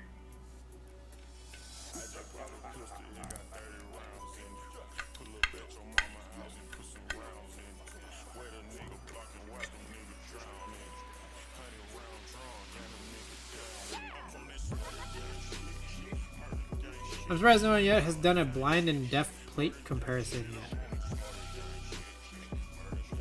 Oh, you mean for like just both feel and sound? So that, like, see if people can actually like feel it? Or sight and sound? I don't know. Did I just hear Toad? This track has Toad? It might have Toad in it. If this becomes the things of me, credit me, easy clap. The thing is, I'm sure that some people can like literally feel the actual differences of the keyboard just based off of like bezel size and stuff.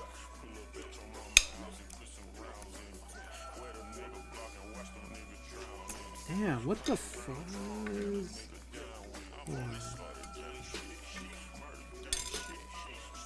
Shit. Ah, one of them did pop out. Okay, so the thing about the two sidemost ones is that with these two sidemost ones, I feel like this case or just this whole situation is just not catching together. So it's like I need to like be like extra cautious of where these like side screws are, because like this one like right now is all the way pushed in, and then like I need to like just slightly not do that. Like slightly like keep the O-ring assembly together, but then like slightly push it closer to the edge.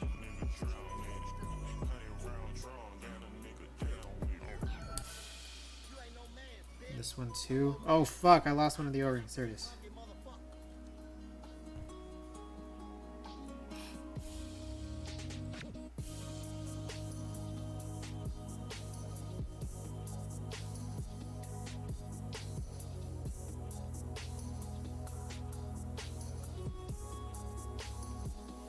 Hydrate. Oh, Kicks SXO. Welcome back.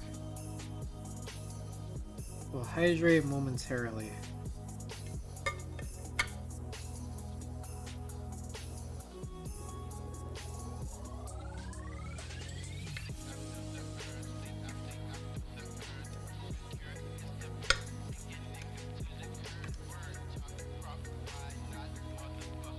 think that popped off. Not entirely certain, but I think it has.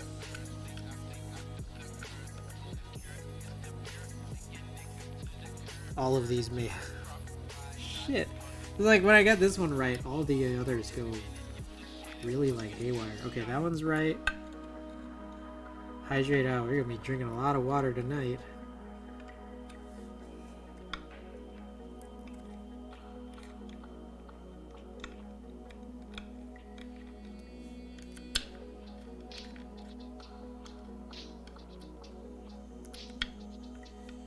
Oh my god, just get in there.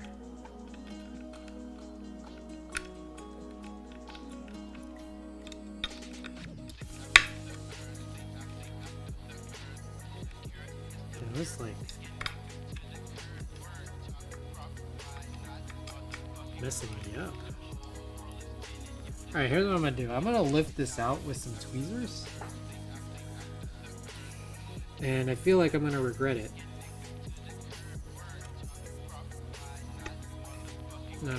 Instead of that, I'm gonna try to just like push it into place from. No, that doesn't really seem possible.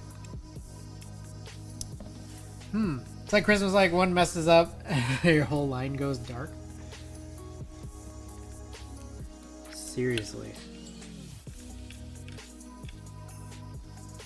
Alright, I'm gonna try again, I guess.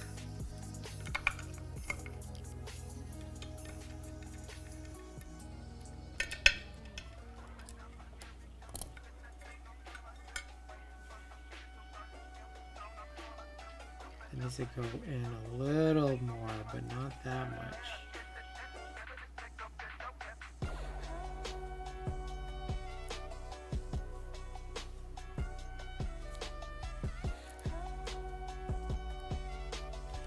Ah, O-ring popped out again, man. I didn't have this much trouble doing it the last 2 times.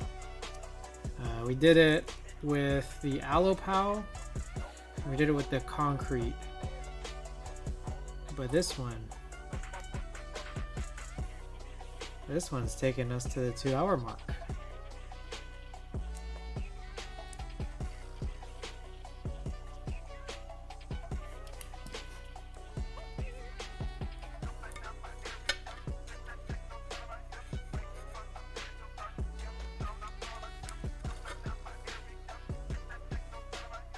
Whoa, one of them disappeared. Because of course it did.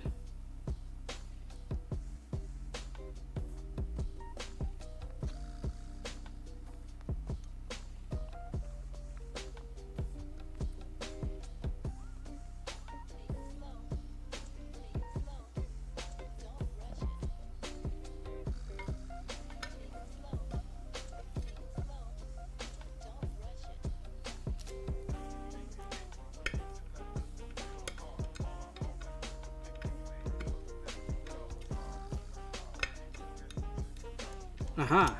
Okay, okay.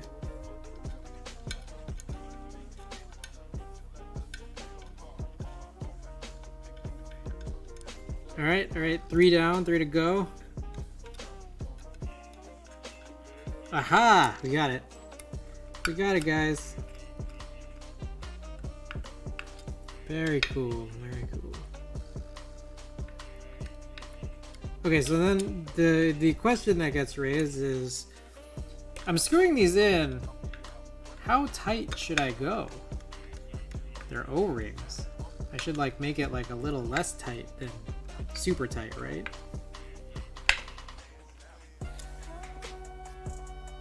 Because I mean, they're pretty small O-rings. It's like, I'm gonna be compressing them like all the way. Should I like lift up a little from them?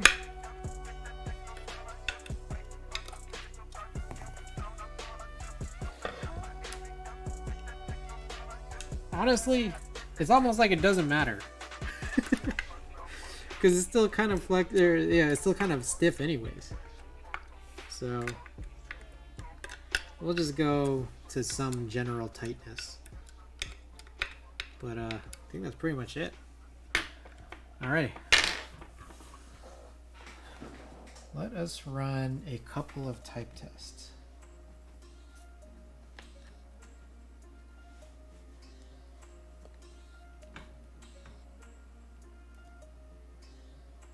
After we mount some keycaps.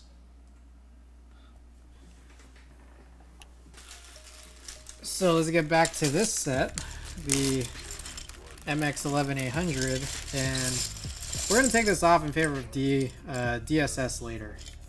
But let's see how this sort of like works out and fits, because this is, we're gonna see how well MX-11800's layout is compatible with an HHKB. So we're definitely not gonna have you know, split backspace keys. I mean, because what keyboard really does, right? Like just off a G80. But because we're going like so budget anyways, it's almost like that's perfectly fine. Ah, this is a problem. Right shift. I thought that that was 1.75U. Let's take a look again at a Compaq. Oh shit, I don't have it plugged in. I'm gonna take a look at a Compaq MX-11800 once I plug this in, which will be after I load on as many of these caps as I can. But if anyone cares to look it up in advance, feel free to let me know that it is not the case. It has a 1.75U shift. Sumiko, welcome. Hope you're doing well. What I'm guessing... Ooh. Oh yeah, wow. I'm like at a loss for like, oh, what do I do if this doesn't work?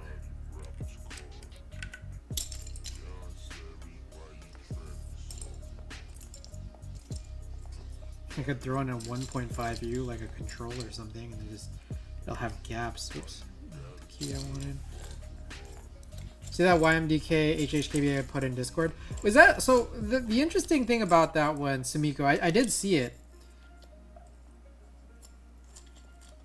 Okay, you know what's funny is that I thought I responded to it, but when I think about it, maybe I didn't respond to it. But I swear in my brain I thought I responded to it. I was wondering, is that not just like a Tokyo 60?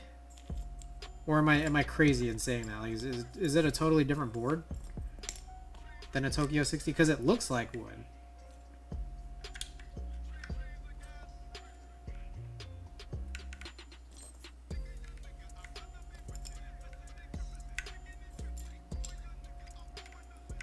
No, it's integrated plate. Yeah, it's more like the style of the YMDK wings. Wait, what are YMDK wings? School me on this. Because I know that the Tokyo 60, I believe, is integrated plate, right? Do you mean this wings thing is not a integrated plate?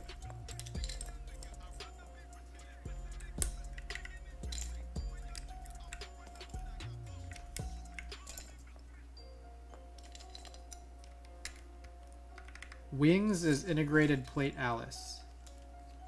So yeah, I know that I'm pretty sure the Tokyo 60 is integrated plate too. Wings is an integrated plate cheap alu Arisu. Peter Bobbins, what I was speaking of Tokyo 60, I need a new PCB for it. I remember you mentioned that before. It's like, is it hard to get one? Can you not just use like a DZ60?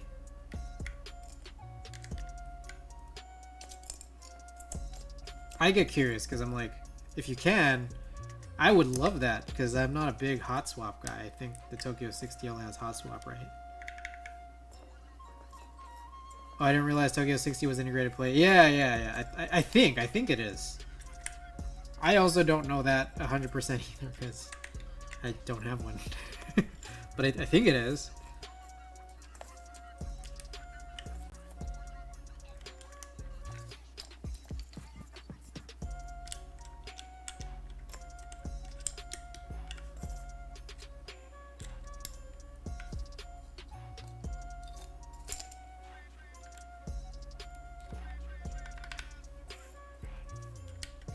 It 100% is integrated.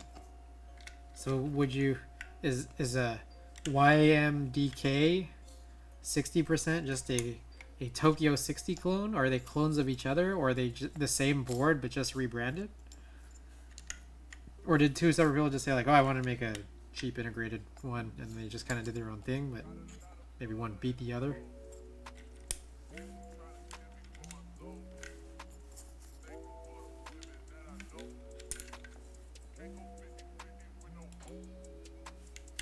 Let's see that. I wonder like if those corners, I'm looking at this right now, the corners like might be sharper than a Tokyo 60.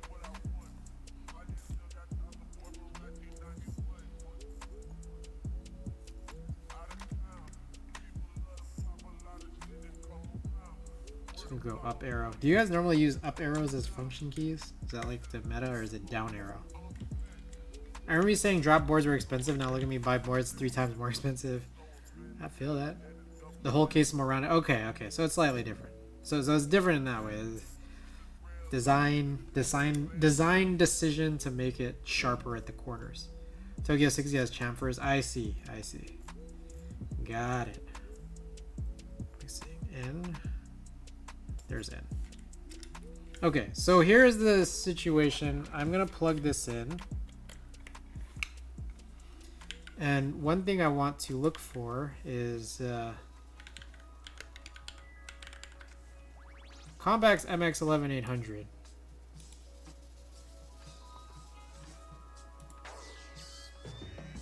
Aha! That is where it is. Look at this, guys. So this is just someone else's, like someone filled an MX 11800 with another set, and you could see here that this is actually like shorter. So I think, is this true? Let's check this out. That is 2U.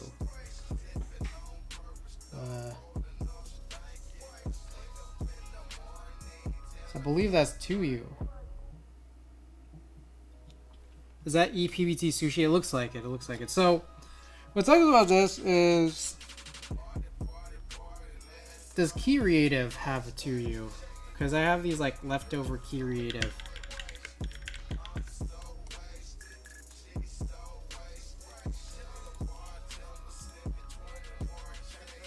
Ah, it does. Well, this will work because there's like that numpad 2U. There's these. So that's the thing. You know what's funny is these Keyreative blanks. They list these as like convex. You could kind of see it there. It says 2C, 2C, 3C. But like I have them and they're definitely not. They most definitely are not. But okay, so here's what we'll do. We'll throw on some Keyreative blanks on all of these. This just makes it like super budget of just like mixing up keycaps. Or no. Oh shit. What do I need? I need it in a reverse. I need a 1.75U. And the problem in my brain here is that there's only one 1.75.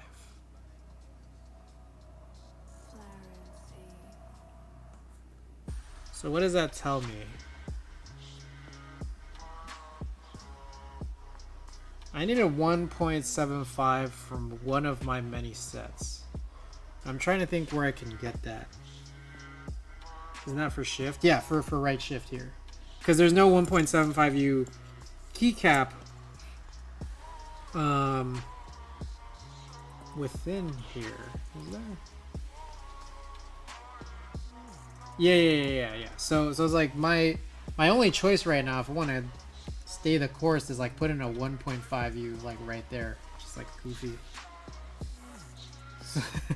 So you know what I'm thinking is, we had that Philco, that metal Philco that we built several weeks ago, and that one doesn't have short right shift. It's not too bad that way. I could, so let's just leave that out as an option. But I'm thinking about how I think I can go and grab. I was thinking of doing Keyreative this whole time, but I think this makes more sense to like have it a closer shade. Because I have a really close EPBT set that's like a pretty close shade. Full right shift. First of all, I don't like full right shift, but second of all, that's not gonna be helped by this like leftover set. So like that's where I see two problems with that plan. One, I don't like it, and two, I don't think it's gonna give me what I want necessarily any better than some of these other plans. So bear with me a moment, guys. I'm just at my pantry trying to look for the keycaps I'm trying to look for. That's not it. They were blanks. I gotta find these blanks. Where did I stow them away?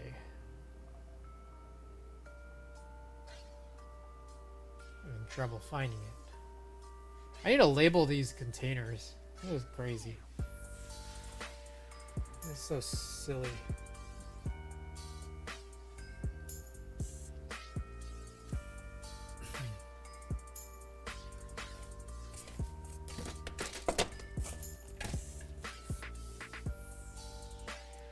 Like, I know it's here.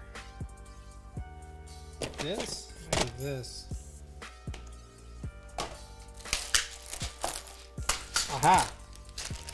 Here we go. Check this out. These are the EPBT pretty light gray. Chris goes full HHKB for or nothing stubborn bastard. Yeah. Yeah, where we can, really. Is this it? I think that's it. Yeah, that's it. I was still plugged in. I'm gonna break my something. Break my cable or break that connector. HHKB and Philco or nothing. Pretty light gray, that's the name. I don't know what the name is. I guess technically this guy would be moved here. I don't have any replacement blank 1.5 unit on this row because every board has that and it's getting used up by the actual tab and, you know, the backslash there. So I guess that's all we can do. So I don't like that as much as moving this in the right, or on the very rightmost spot, personally. I'm considering getting an HHKB actually, Chris. Oh, I like the sound of that. I recommend it, personally. I recommend it. I kind of dig the old ass caps on this board. Yeah, the MX 11800 doesn't have full right caps. It's this weird 2-unit right shift. I would not have designed a board like that. Stitch Customs, win keyless supremacy. Welcome to the stream. While I may not agree with your perspective, I still very much welcome you here. So yeah, here's where we landed, and this is the board, guys. 2 hours and 15 minutes, guys. We finished this build in 2 hours and 15 minutes. I think I spent like an hour talking, right? So, all right, let's put up a prediction. Oh, these springs are like weirdly light. It's strange. Let's go 128 from last time. I don't make the rules. So here's what I'm gonna do. We're gonna run a type test. Prediction up. If anyone wants to wager, 2-minute prediction period. I set the cutoff to 128, or the threshold to 128. A little bit lower than usual because these springs are closer definitely than last time, but still a little bit like odd for my tastes. Coming here and asking, should I get an HHKB is like going to our mechanical keyboards and asking, should I get a mech keyboard? I don't think the F260 has HHKB, but the Frog does. Really? F260 doesn't have HHKB? There's no way. No way. Hold on, let's look at that. Where do we find out info about the F260? I swear, do you have it on the site? You must have had it on the site, right? Upcoming products. F260. Supported layout.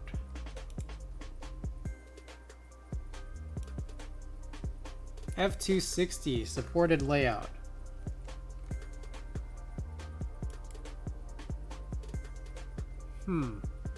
Is it only win keyless? So it does have, you know, split backspace, split right shift. Just kind of like the things you would expect. Yeah, we're on the same page. All right. You know, you could be right. I don't know, man. Maybe I'm just not getting FF260 then. First round is only win keyless at least. I think there'll be more rounds. Got it. Okay. All right. I guess I'm passing on this for now. It's like I get it. I'm not gonna use it. Like Arthur on Twitsy, my favorite human. My favorite human friend here. Welcome. Oh, did the prediction period already end?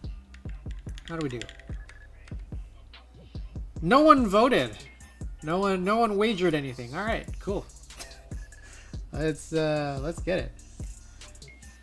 Okay, 60 seconds.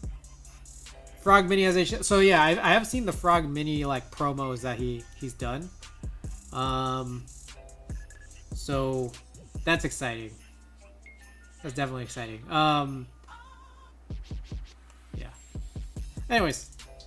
Alright. Okay guys, let me stretch out, crack my knuckles. Yeah.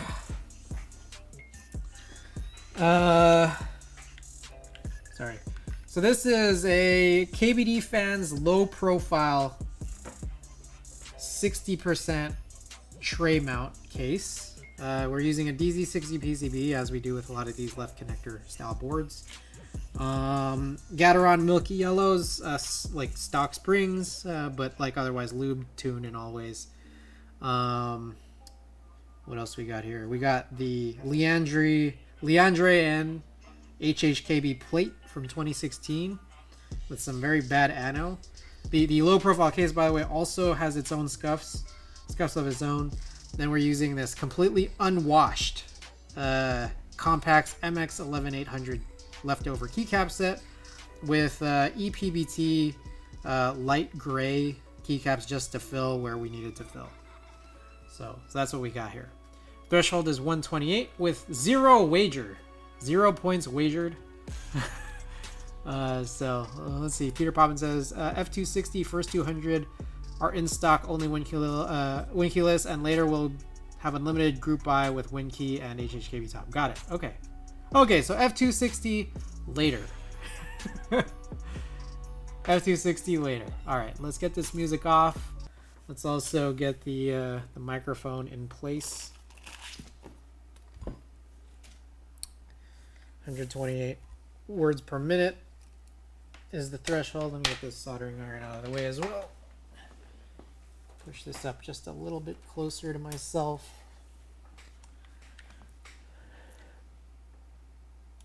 All right, you guys can see my screen. Okay. Ooh. Ooh.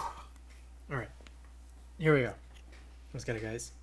Let's turn off this air purifier. Trying to get the sound as good as possible here. All right, let's go.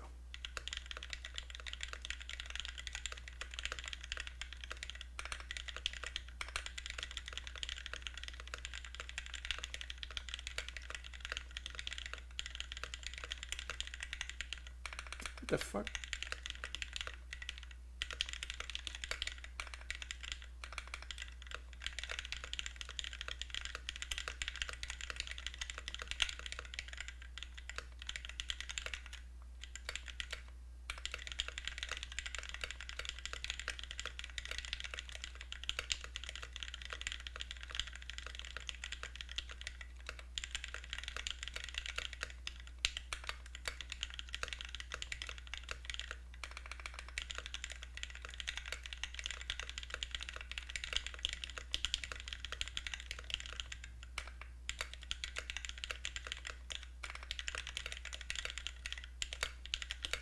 Way under. Oh my goodness, that's crazy. I think it's the springs. The springs are definitely better than the custom sprint ones we did from before. Damn, I'm glad I didn't vote when I'm definitely better than before, but I'm still not partial to these springs personally. So for my next trick, let's run DSS first light. Yeah, y'all cool to do that? Should we just like switch the keycap set, see if I fare better with DSS first light, see what happens? I hope y'all are cool with that. Glad I can't wager. All right, so I'm gonna take this off, and this is gonna be done for the night. This keycap set, because I need to wash them. But we will. I'm trying to look for like a bin of sorts. Let's go with this. All right. I'm gonna wash them, and then we'll load this back up a little bit later. But I do want to just try DSS first light because I haven't tried DSS before, and also I feel like the blue theme we've got going on, it's like it might look semi okay. Forgot to mention, but I got the Victini card. Oh, nice. Hope you like it, man.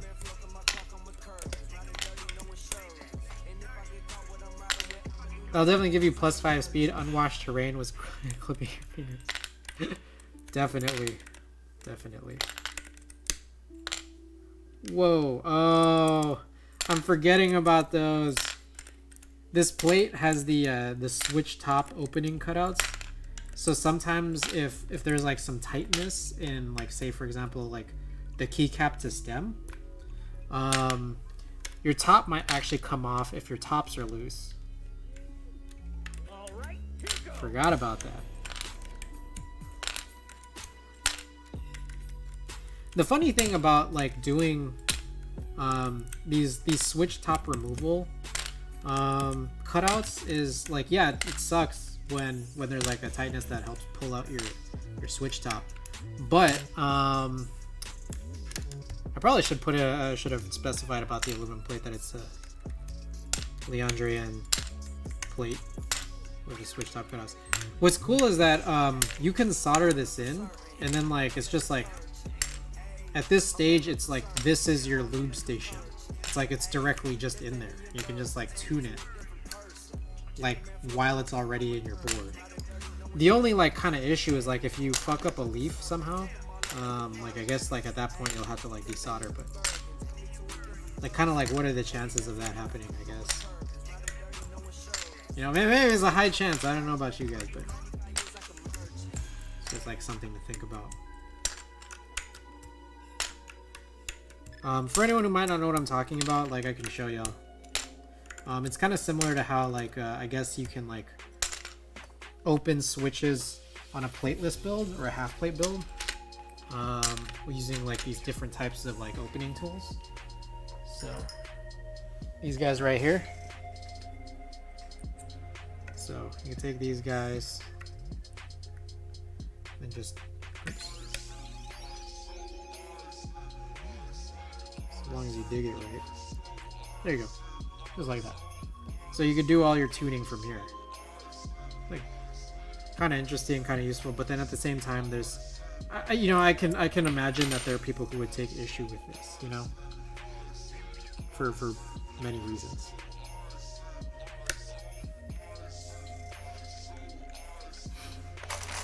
Okay, let's pour this out.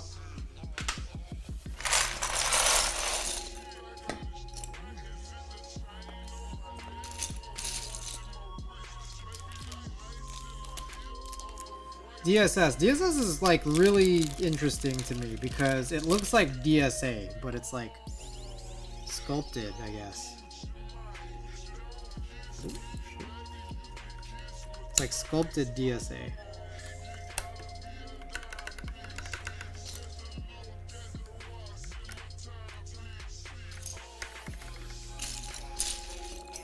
And like it has like the lightness of DSA, which I'm not saying is necessarily a good thing. Alright, I'm like honestly pretty confused by the keycaps that were included here, because I think when I purchased this, it came in like a box that had like a pretty low res image on it. I think this is like directly from Melodica. It had this box that had a pretty low res image on it, and then when you open up the box, it's not even like in trays. It's just like in a bag. So why I'm confused is because there's a bunch of random keycaps, like alpha keycaps, where like the alphas, like they're not all the same color, and I'm kind of confused by that. What spring do you typically use on a linear? Just anything that's long. I literally just use like anything that's longer than a stock spring, really, is what I'll go with. I forget the exact measurements of, like, say, Spritz, like slow 1, 2, and 3, but like a lot of stock switches, or a lot of switches out there might advertise that they use like a long spring, like they'll specify in millimeters.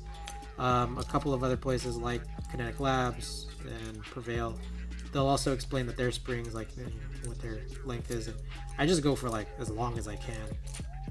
The longer the better, really. But I think, like, honestly, like if you're hitting like 18, 17-ish, I think standard is like 15, but if you're hitting like 17, 18-ish, it's like that's a big help. Planning on using 15 millimeters because stock spring SP Stars Meteor White are too light. Yeah, I did a spring swap on some SP Stars yesterday. Was it yesterday? Yesterday.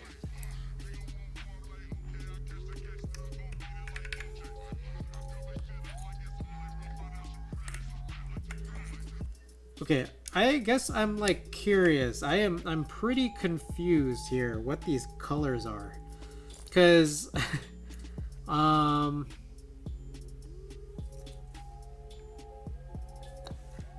like, is this supposed to be a gradient? Like, I'm a bit confused.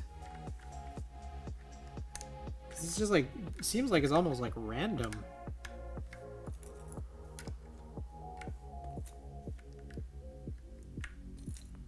Like, which ones are like colored and which ones aren't?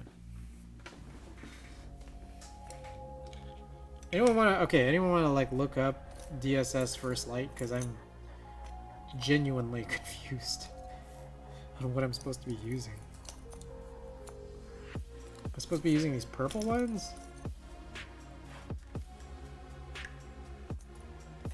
Or does it grade?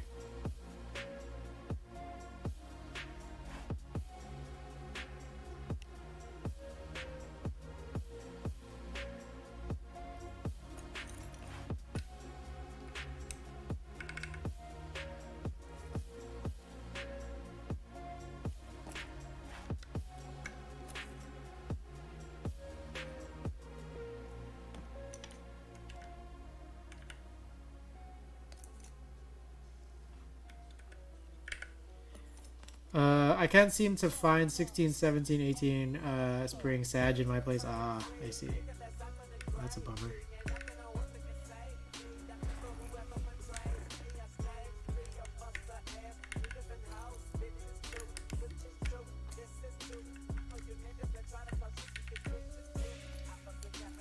Okay, I get this feeling it's supposed to be a gradient.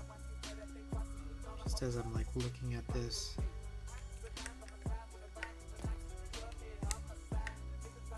It's like, did I just never notice this?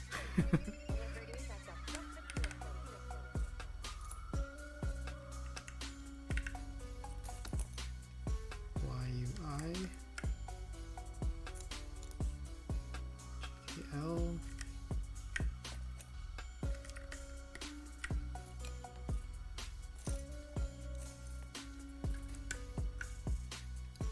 back. That's an interesting backspace legend. Back. I don't know if I've seen that before.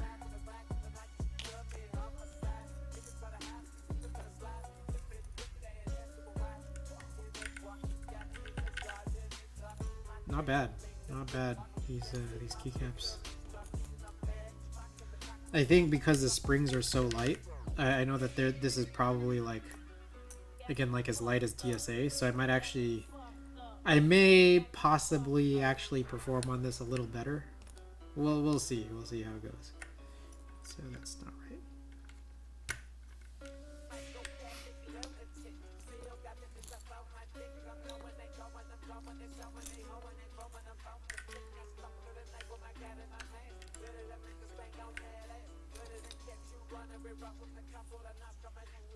Oh, interesting. There's no... This one's like light when you run it right here for HHKB. Like it just comes back. Oh, that's... Feels like a miss if I don't see this right here. Whoa. Alex, is that you? Yeah. What's going on? Scared the shit out of me, dude. Good. Keep you on your toes. I was just playing some Splatoon Oh, nice. with Anna. Alright. Splatoon fucking sucked, man. Did you run your placements for all your Quad X? Are you talking to me? Yeah. Did I what? My what? Did you like finish all your placements for your Quad X? Yeah. You got Quad X, right? How do you fare? It's all like around 2100. Damn, dude. Some is a little bit more, others are a little bit less. I feel like I Just can't get over like 2000 anymore. Cuz it's like Yes, it's not hard. because I just feel like I get on and I start playing, I'm like fuck these teams, like I got 10 matches to prove that I'm not like a I don't know, a dweeb. And it's like it's just like not enough cuz sometimes those matches just get nuts. Yeah, I was playing yesterday like solo queue, and it was just fucking sometimes like people you have on your team is just like, what the fuck are they doing? Yeah, that's like me. I never know what I'm doing. I'm one of those guys that you hate. Just learn how to do something. Learn how to play.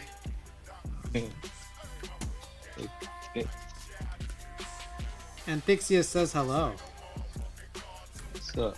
Guest appearance. I'm just like working on like cooking some stuff. Make a little snack. That's what you guys think. Damn, I want to eat something. You eat dinner? I ate a little bit, like around like 5-ish. Ada and All Hex say hello.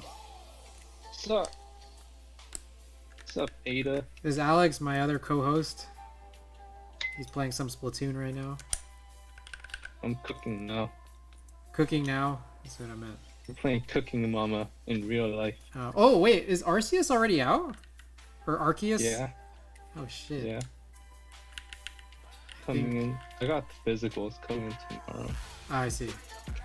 I think what I was hearing was gym leader Nathan might be playing right now. I think that's the rumor. It has good reviews. Dude, I see reviews are crazy. Yeah.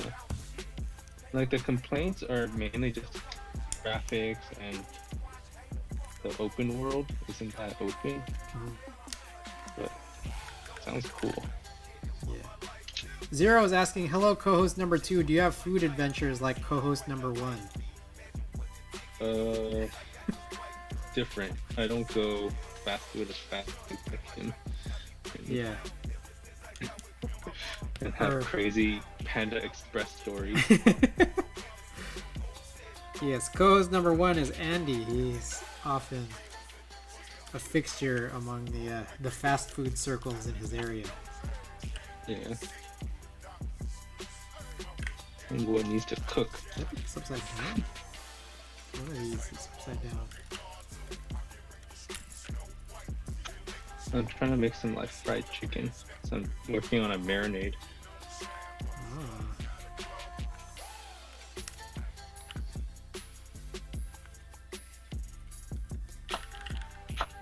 Wait, is this the dude with shit egg rolls? No, shit egg rolls is co-host number 1, who's Andy. This is Alex. Alex is co-host number 2. But did you ever fix? I saw that thing on Hester's story about your Roomba. Did you ever get that addressed? Yeah, she fixed it. How do you? She cleaned it up basically. Okay. Like she did all the cleaning. The solution is to clean it, I guess. Yeah, and I bought some parts to like replace some of like the parts that couldn't really get properly cleaned. I see. Well, I'm happy for you. it's definitely like a common problem, or not common, but it's probably like one of the biggest like things that people will post about Roombas if they have a complaint or like an emergency, is that it fucking ran over shit. But all of like the robot vacuums nowadays, like all the good ones, they have like a sensor to avoid poop. I see. Like they literally have like technology, like algorithms to identify poop. It's like in Silicon Valley of like hot dogs, not hot dogs.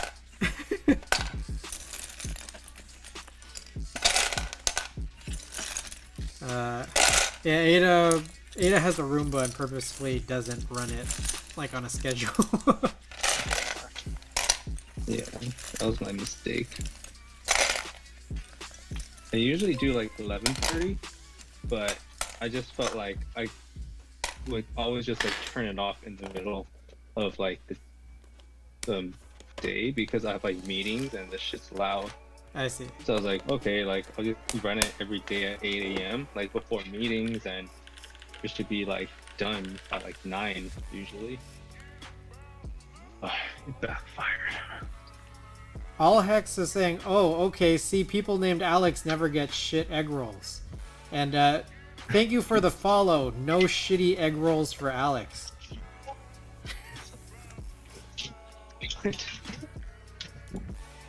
Alright. Anyways, this is DSS First Light with what I think is a big oversight right here. I didn't realize that there's a gradation. It's not really a gradation. It just goes from like light blue legends to like a lavender legend. But this guy right here, this tilde, is like, I guess they know that it goes there, but at the same time, it's like there's no second one that's purple. But they even included HHKB kitting. I feel like that's a little bit of an oversight, if I must say. Now, another problem, shit, I put all of these away. When I look at the set, it's looking like a printout. The crazy thing about this is when I purchased this, I was looking at the renders and everything. I guess like I'm an idiot because I didn't even notice that like the legends were different from like the legend color is different from key to key. Just didn't I didn't know.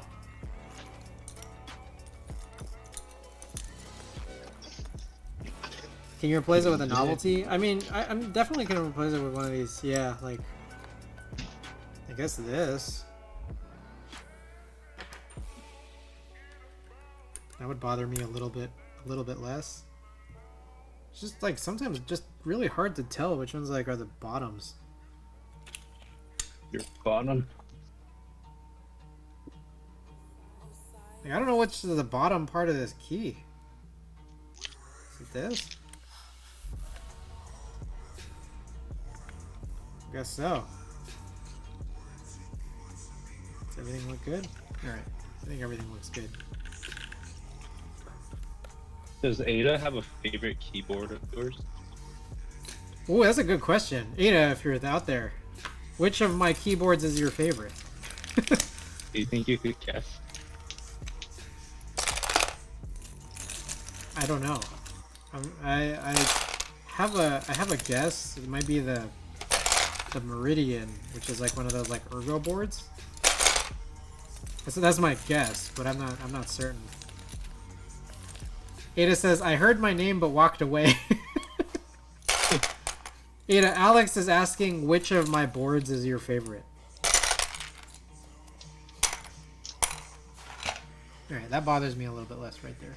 Now that we've addressed that color, but now it looks like that's a weird other one. Oh yeah, Ada says Meridian.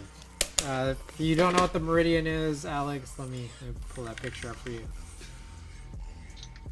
I'll send it on You Discord. think I wouldn't know what a meridian is? Yes, that's precisely what I think. Yes. You think I wouldn't know? Dude, I was born with a meridian in my hand. Alright, I'm gonna send this picture. This one is unbuilt. But I built it, and Ada currently has it. My first words out of the womb were Meridian.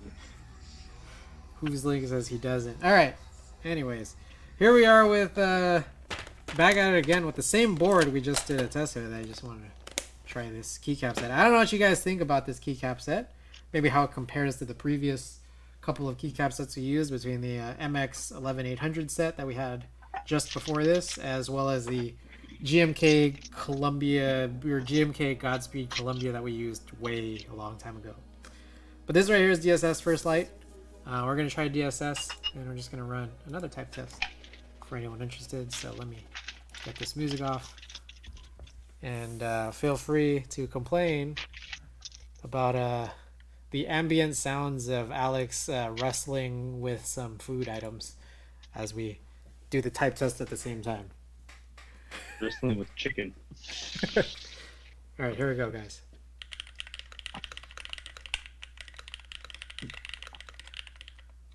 Shit.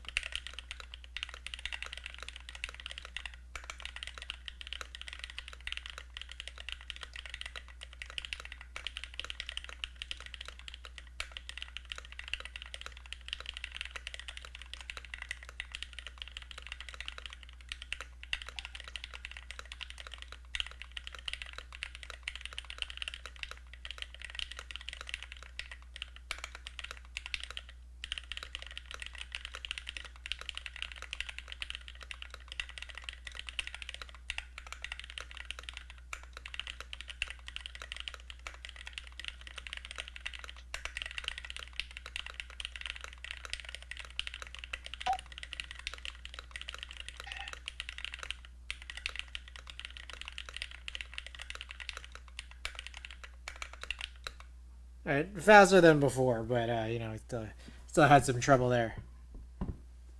Wish the 1800 set had the short right shift for compatibility. That would look neat. I absolutely agree. Absolutely agree. Now you know what? You know what's okay? Hold up, real quick. Hold up, really quick. Let me get this music on, and I need to show you all this. Take a look at this.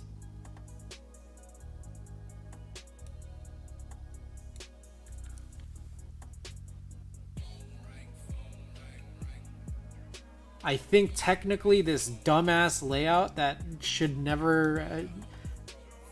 this dumbass layout that shouldn't exist would actually work because we have a 2U shift.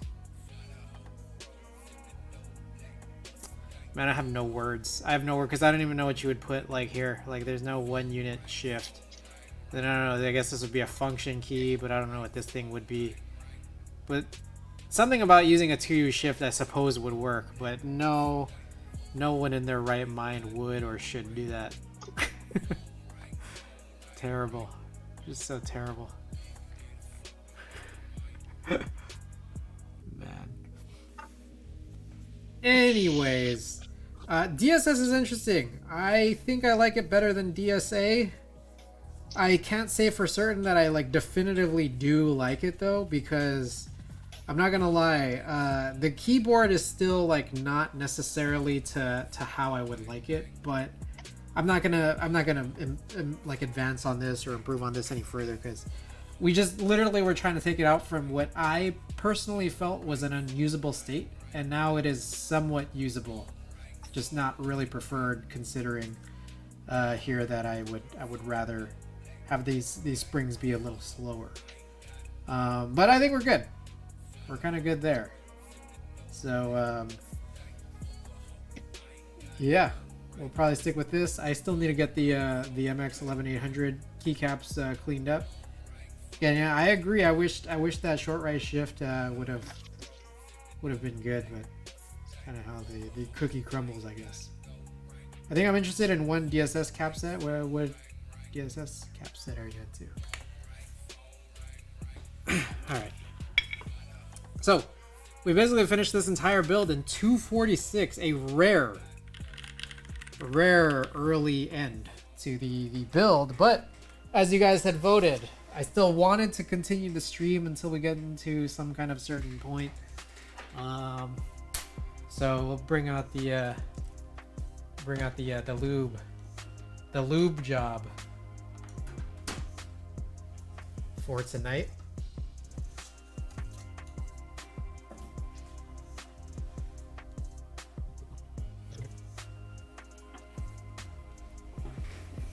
Rare sub 3 hour. Yeah, so we gotta extend this because what the hell is that? Like sub 3 hour? That doesn't even make any sense. I wonder if there are any eBay listing for spare vintage calves that would match. That's a great question. That's a great question. I would love to know the answer to that too. All right. So there's this. Here's this. Now I need I think the job here is to lube some springs, and I always brush lube. I never bag lube. But I need some springs, guys. Oh, maybe we could do this. All right, let's do a poll for springs. I don't know why I put the board away for no reason, but I guess I'll just go back to using the concrete keyboard. Alex, did you see this one? Or I was building this concrete board the other day. I don't know. Ah, cool. Why? I don't know. It's made of concrete. I remember you announcing that you did that. Ah, okay. Got it. All right. Let me think. So can a plate just be made out of anything at this point? A plate? So, yeah. I mean, something. It has to have some level of rigidity. We're talking about plates, but the actual board itself. This one is made of concrete, like the outer shell. But can a plate be made out of anything? I mean, like anything that can hold things in place, I suppose. So can I make like a ceramic whatever? A ceramic plate? Yeah. If you can make it out of concrete. So so the case you're talking about, like, can you make a case out of concrete? Yeah. Or sorry, ceramic. Yeah, why not? Do you need me to give you some dimensions? The thing about like making these like crazy material ones is like I suppose you'd have to consider like there's only like one particular like style of case that you could do all these crazy stuff for. That would just be like easiest would be these tray ones. But you need to end up epoxying these like screw-in standoffs so that like you can like attach the actual assemblies to them. Yeah. I see. Yeah, probably pretty impossible because like the way clay is, like it'll shrink too. Pretty hard to make it to spec. Yeah. All right, guys, give me a moment, everybody. I'm trying to figure out what springs I have that we could like possibly use. It gives me 5 options, and I'm just trying to make sure that I have enough springs for the things I may need springs for. And I'm trying to recall what I was using for what, because really I don't remember.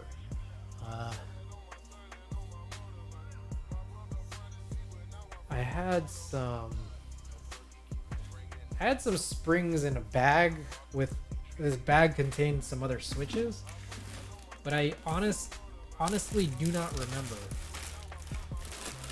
Jesus, too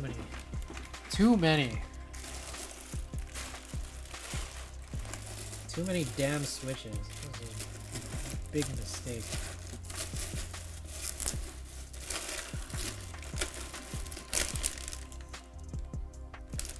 Jesus, this is like so goofy. I don't even know what I'm doing.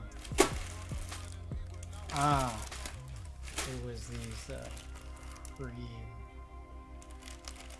Yeah, these worked in creams. Okay. Let's do a short poll, 2-minute poll. Feel free to vote. I think these are the available springs that I have to use here. And I guess I'll spend some time re-grabbing them because I was just like looking around so that you guys can see what's in front of us.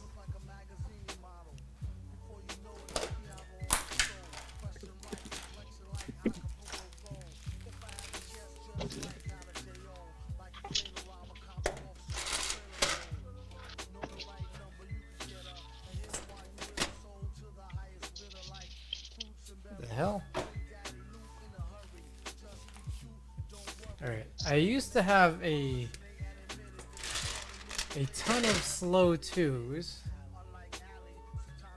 I don't know where I put them, but I definitely had like a billion slow 2 packets. Huh. Oh, here it is.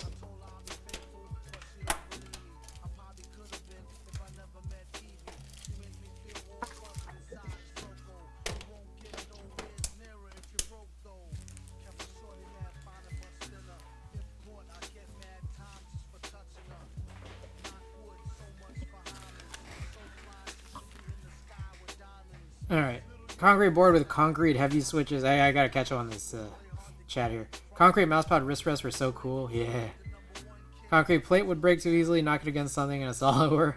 We love an all glass board with a a copper bronze plate.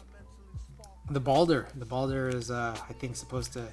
It's gonna ship pretty soon, I think. Imagine a marble plate. That would be cool. That'd be cool. Like Baldur's Gate. Balder. What? Baldur's Gate. Baldur's Gate. Yep. Alright, it looks like Prevail 3-stage 68 gram is winning. You know what's funny is that I literally had just finished, and I showed this off a little bit earlier, but I literally just finished the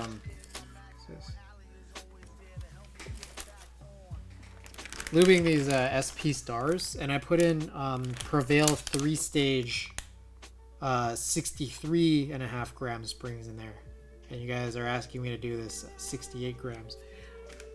Part of me kind of wished that I had gone with the 68 gram long, but it's fine. Hold on, I just want to look at them real quick.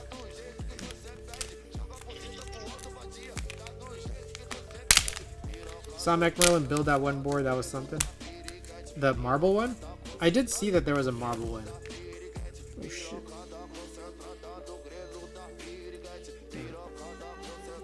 Ah, these are... This is funny.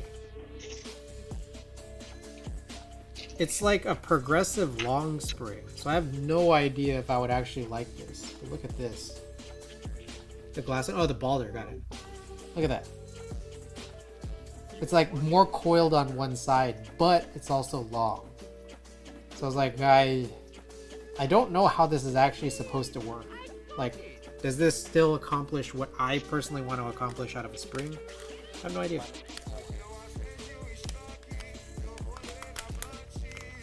Like, does it still prevent me, say, from actuating too early? Because that's like the most important thing to me when it comes to a spring. 3-stage for me feels like adding 8 to 10 grams on the... Yeah, so sorry. These are the 3 stages of 63.5.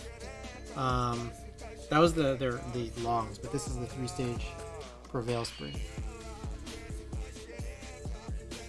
Y'all see that?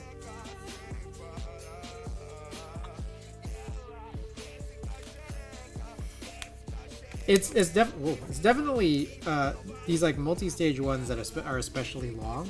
They're definitely like you're definitely adding weight to the start of the stroke.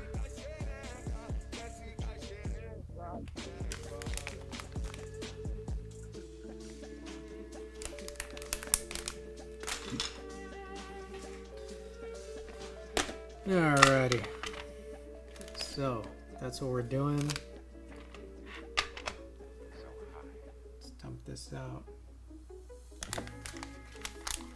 Brush lube. Does it start when they go back up? Yeah.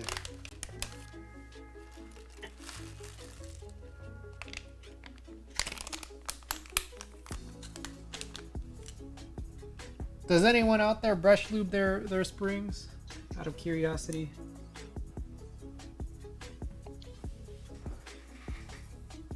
Beg for Greg. Hello, it's been a while. It's been a very long while. Welcome back, Beg for Greg. Is that Triumph Adler at the top? It's TA90. It was like... So, this is my understanding. Triumph Adler, you know, is the name of, you know, these older boards. These, like, keycap sets that look kind of cool.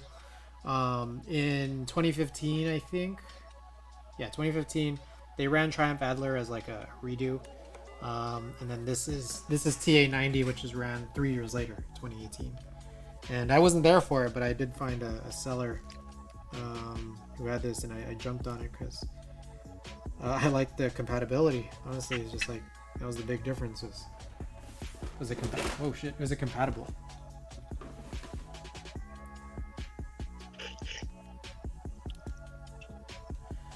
All right. R0 kit very lit. Well, I just like how there's room for HHKB. Alright, we've been using 107, so if I need to drop in any more, we will do so. Alright, so here's my latest technique for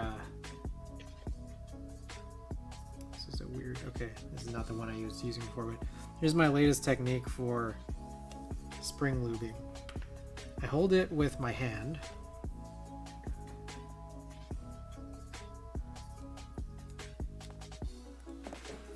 I hold it with one hand, and I just take a little lube.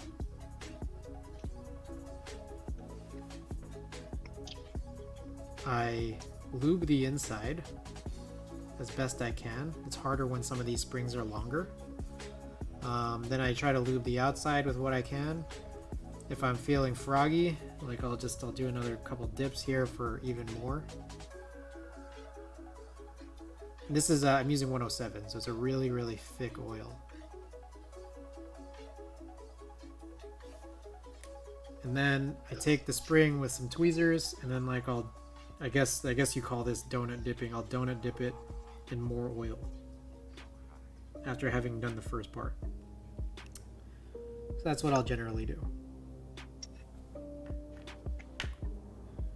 107 very nice, only on spring or on housing too. I just do it on the spring. I typically don't lube my housings, but I'm getting around to like using 205 grade 0 on housings. If I know it's some switch that's really scratchy.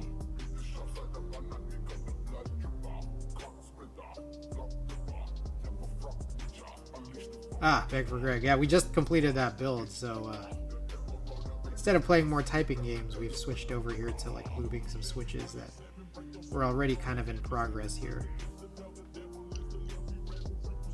Alex, you at the studio? No. Oh, you're just playing. Oh, that's right, you're cooking, right? I'm eating soup. Your soup? Does it sound like I'm eating soup? No, it just sounds like you're moving around. But whatever you say, soup boy. What's in your soup? It's like cabbage, radish, bacon, and turkey stock. Pretty good. Are there any noodles in it? Nah. Regular soup.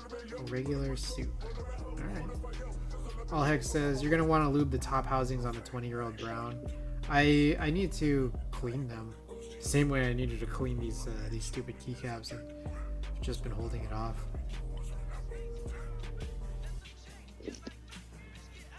Yo, wait, how do you feel about soba? As far as I know, soba doesn't have any rice ingredients. Is that right? So I believe if that's the case. I've eaten soba before. Is it not rice flour? Does soba have rice flour? Which one's the one made of buckwheat? That's Oh yeah, no. All Heck says it's buckwheat. Yeah, no, I've enjoyed soba. Udon is rice, I think. I don't think udon is rice either. I think udon is also buckwheat, is it not?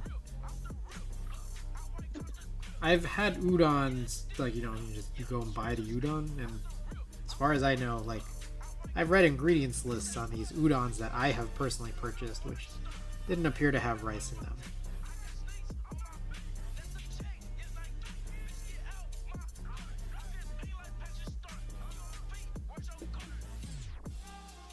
Damn, I love soba. I haven't had that in a long time.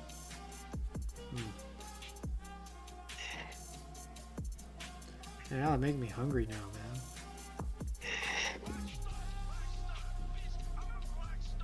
Alright, I'm gonna go till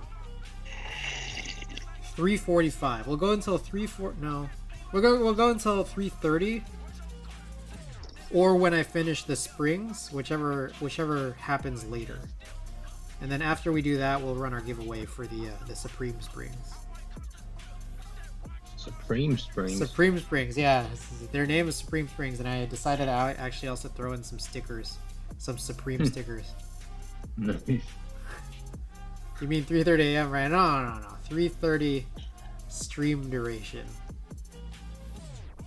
I know that's 3:30 is probably actually still like an early stream for me to end, but I'm getting too hungry. I'm not gonna lie. That's my motivation for like I know we finished the build crazy early, but I still have a motivation to like end like still a little tiny bit earlier than I usually do because I'm just too hungry, man. Not gonna lie. I'm bored. Are you bored of this? You're bored of me lubing? Is there not enough interest in the lubing streams? I feel like lubing streams is like a very like a 50-50 topic on whether or not people actually like it. I will be bored when you end. Aw. Well, I'm glad that I could be the source of entertainment here. You'll be bored of not having someone to roast for their diet or their financial decisions.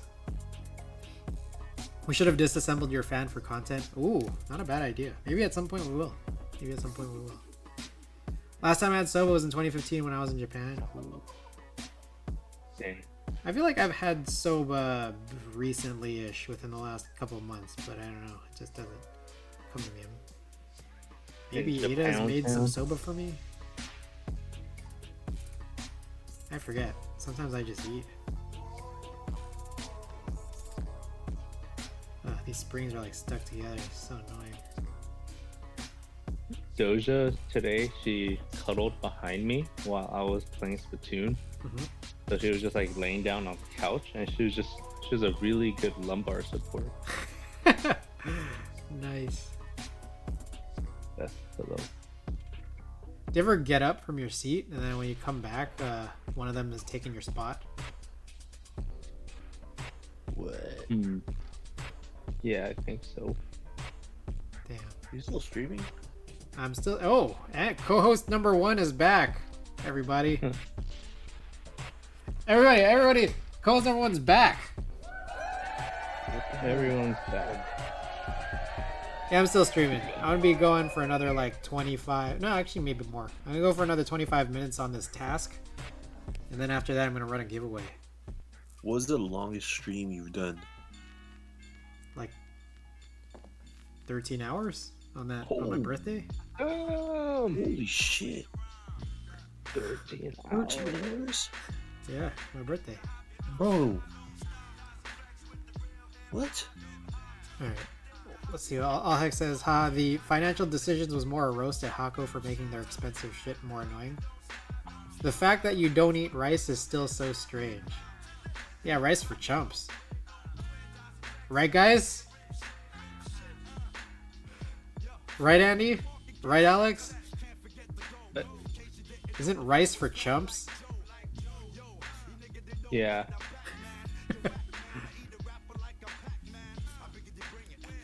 Andy just left really fast. Yeah. Like, I have a stupid question.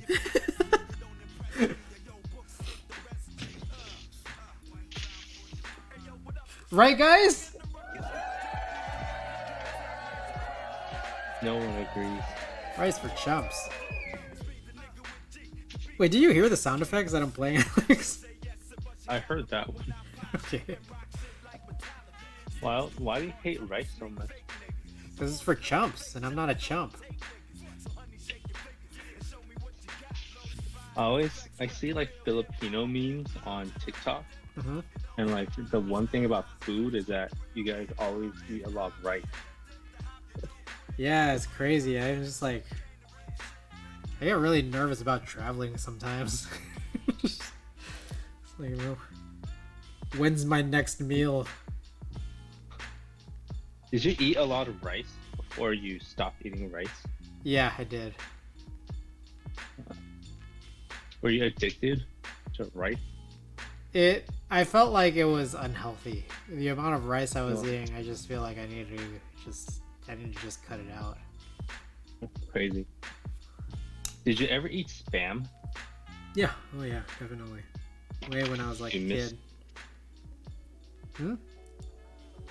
What do you miss Spam? Is that the meat you miss the most? No. I miss fried chicken at the strip club. Oh shit. Yeah, you're missing out. Yeah. Like not just fried chicken, it had to be at the strip club. Cause now it's like I can go to the strip club, but then like I'm just like not eating the fried chicken anymore. It's just not the same. And what's the point of that? Couldn't handle the grain. It wasn't the rice's fault. No, it was the rice's fault. Rice for jumps. I think he stopped eating rice because he stopped eating Spam. Yep. Strip club's got some good ass chicken and good ass. True. True.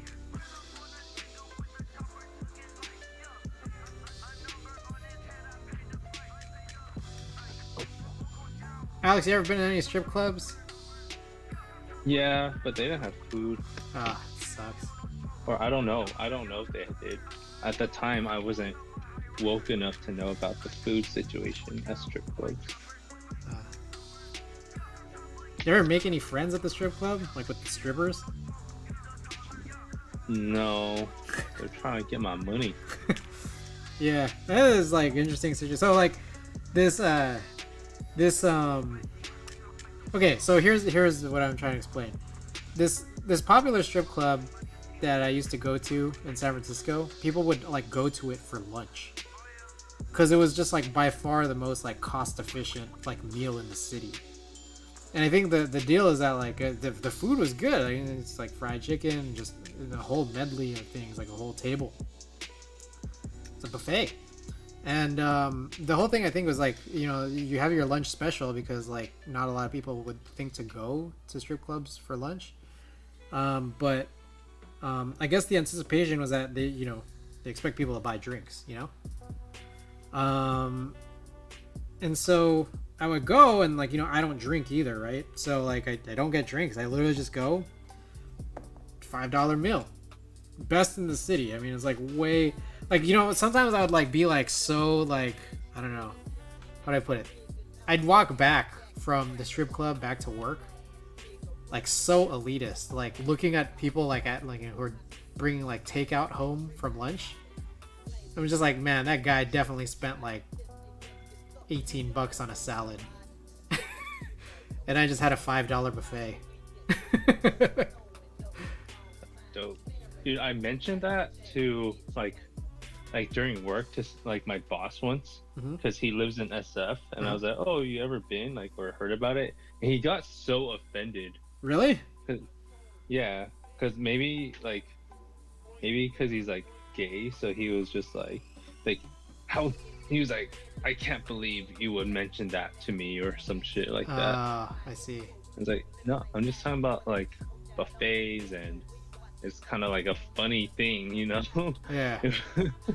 I mean, like, no, like, let's face it. Like, it's a $5 meal. If this was like a men's strip club, like a strip club full of men, yeah, and had a $5 meal, I would still go. Like, yeah. It's a $5 meal. It's incredible. But I remember one time, because like, you know, it's like, okay, so you know there's the performing acts there, but I remember one time like one of them like sat down next to me and she just started like talking to me, and you know I definitely saw that like, you know, she was like trying to make a sale, but she was just like having like an honest conversation with me, and then I was just like, oh, this is like interesting, and I was like, you know, I kind of, you know, we're just kind of like asking like, how you going, like how's it going, and then like she goes and explain like, oh yeah, you know how it is, it's like it's the lunch crowd. Like she knows that it's like full of stingy people who are there just for food. But I was like, oh man, like I feel bad, but I think she was trying to upsell you on the $8 buffet. she definitely was, but I was just like, I gotta go back to work.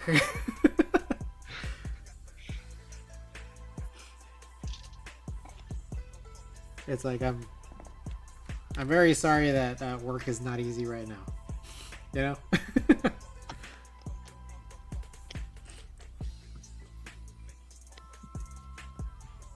But yeah, man, I don't know, man. I think about how if there was any other great $5 buffets around the city that, you know, all you had to was stare at a blank wall, I would also go to those.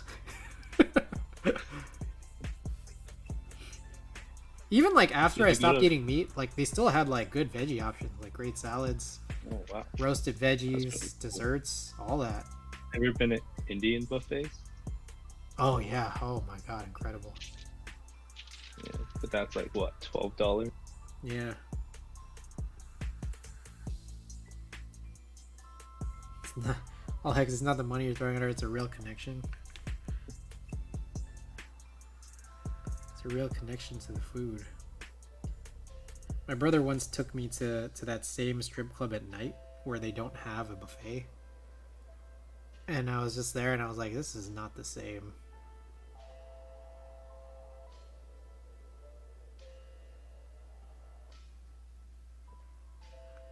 Yeah, $5 doesn't carry itself as far.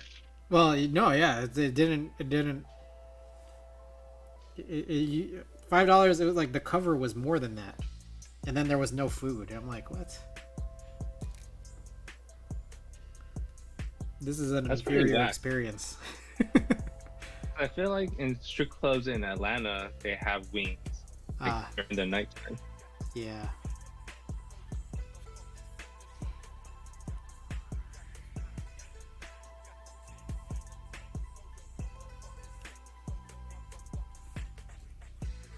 I remember there was a point where my brother and his friends were really like trying to get me into this one like LA strip club because they thought it was just so funny. Like not like the strip club itself was funny. They said like, yeah, like as soon as you go in there, it's like a music video. Do you know what they're talking about at all? Jumbo's Clown Room? Huh? What's it, Jumbo's Clown Room? I don't think so. I think it was like someone's name apostrophe S or something. Not Jumbo? Maybe, I don't know. Maybe that's what it was. I don't know. That's the only strip club I could think of that is funny. Fits that description. Yeah, it's called Jumbo's Clown Room.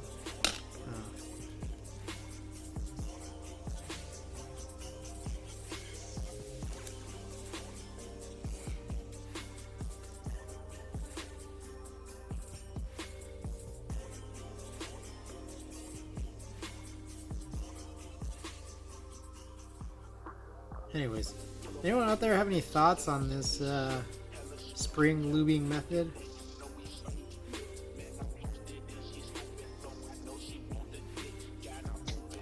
You guys think I get better consistency or better coverage with this versus typical bag lubing? I think I will stick with a bag.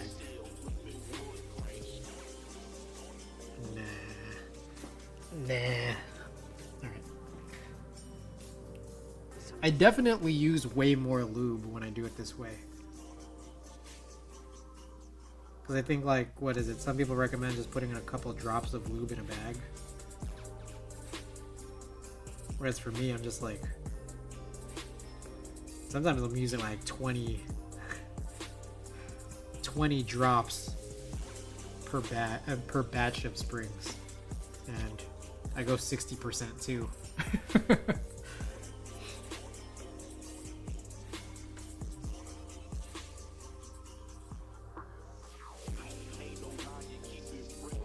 I don't know. I know that people talk about like you shouldn't lube that much because like it might well up at the bottom. But two things about that. First of all, I don't think I've ever had that happen. Two, the second thing is that really a problem?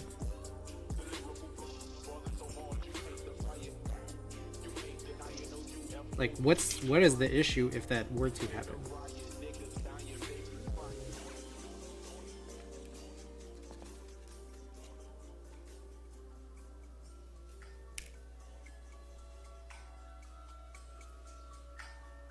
The feds will come for you.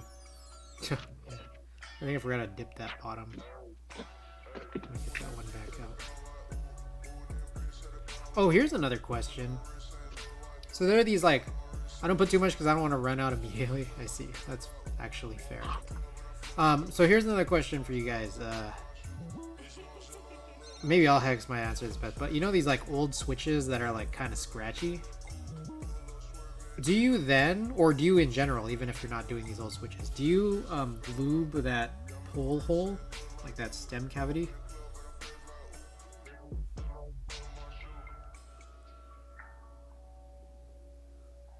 And do you do that for these old switches, or do you do that for all switches?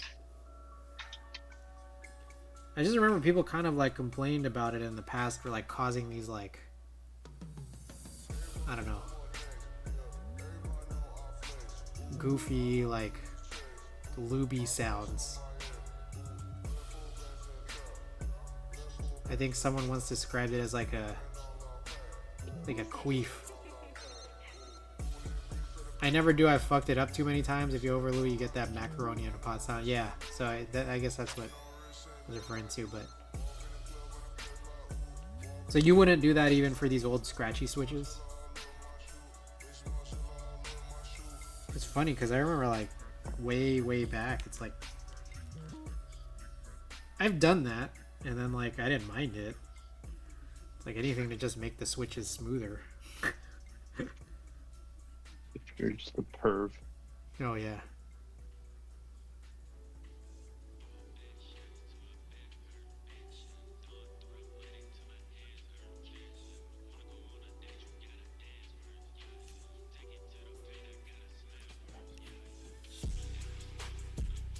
Oh, here's a question. Should I be changing the focus on this?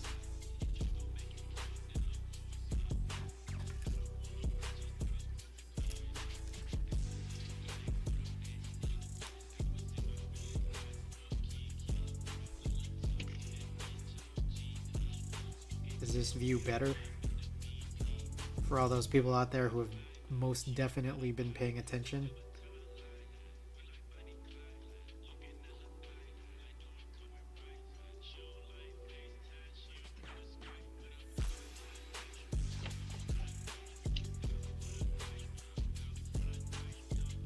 Yeah, Alex, I got a question. What? Are you celebrating Chinese New Year? Yeah. Yeah. I am. Yeah, like a Just gonna family grab dinner? dinner with my, yeah. I see. Grab lunch with my family. Okay. Right on. Yeah. What about you? Yeah, I'll be celebrating it with Ada's family. Nice. Yeah.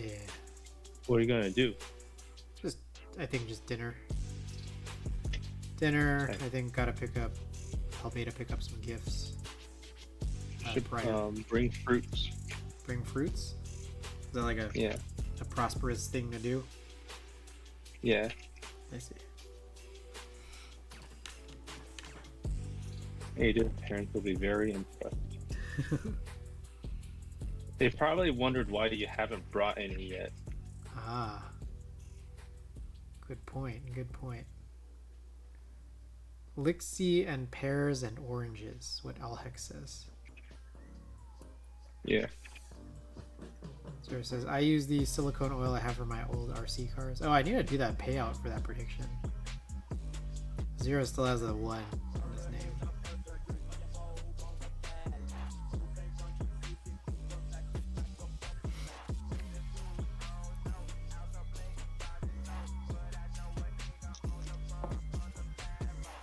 Alright, it is like 10 minutes to 3:30 stream time, and I am not halfway. I was like, alright, either 3:30 or when I finish the springs, and I'm like not even close. Maybe I should speed it up. What do you guys think? To be fair though, I have like fewer springs towards the bottom. Not that much fewer, but just it's true though.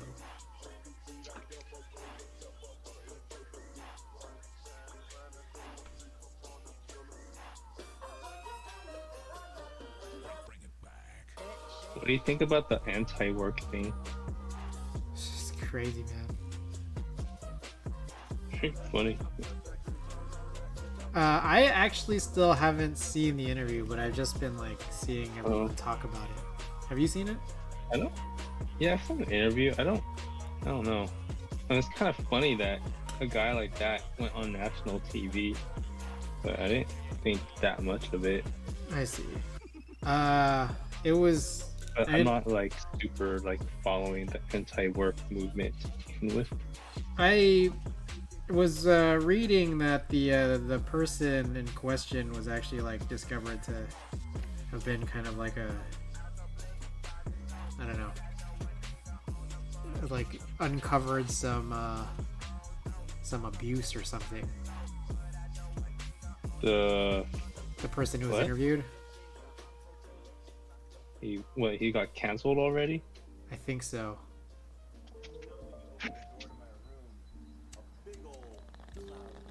Interesting.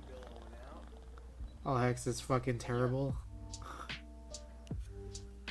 Yeah, it's crazy.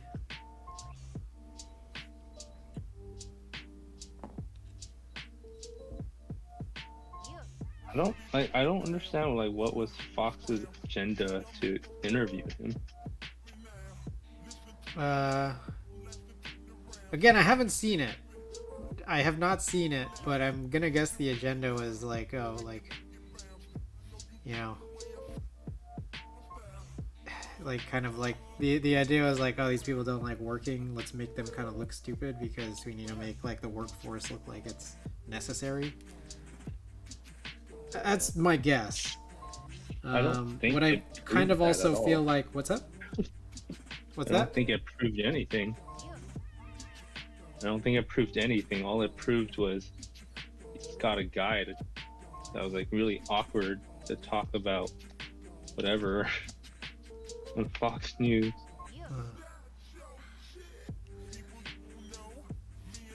So random.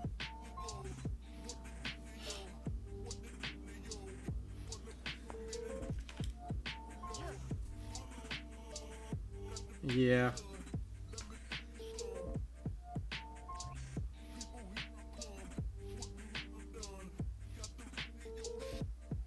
I don't know, but Prepping a bunch of things to fry. What? Allhex says Anti-Work's best foot was not put forward.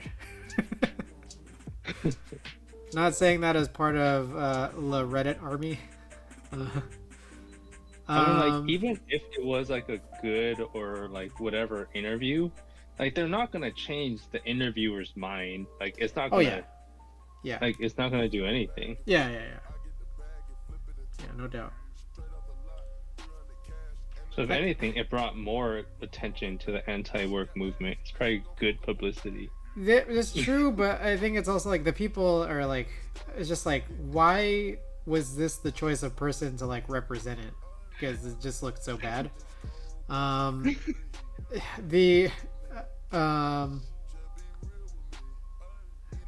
don't know. It's weird. Like, I'm not gonna lie. Like I've been kind of like just following. Like, I've been like looking and kind of watching and seeing what's been happening with anti-work over the last like couple of months or whatever.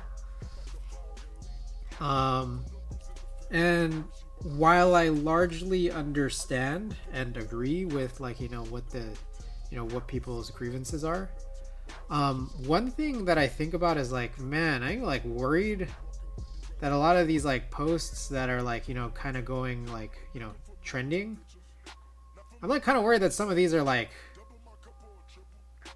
fiction. Like, some people might just be making some of this stuff up. Yeah, people do that shit all the time. Yeah. Yeah, so I'm just like, because some of them just sound like pretty unbelievable. Yeah. But I don't know. You know, it's just like anyone can say anything, whether it's the truth or not. Life is stranger than fiction. I'm pretty sure the person they talked to is literally autistic and bitching about how being a dog walker for 20 hours a week was too hard. From what I could gather, that was not the main point of most of the stuff in anti-work. Boy, they picked the wrong person. Yeah.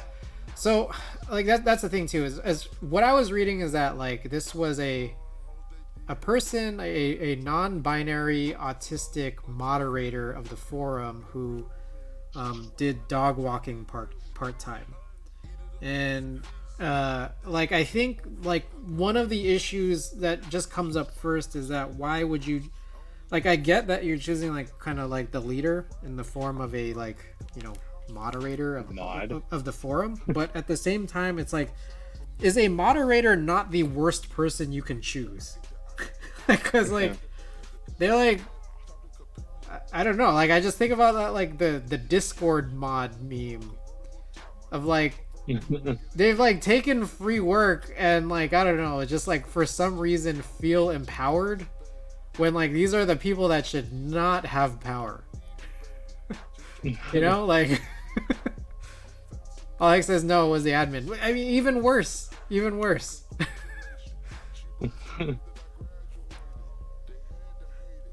Yeah, they should have like looked for the person who had like the highest upvoted post or whatever in the subreddit. They literally had to choose a person who has had media training. Like that's your choice. Like, how many people are you gonna find that have spoken on national who are news? anti-work and have media experience? All Heck says all the other mods agree they were the best choice because they had previous media experience. Somehow I feel like, did they?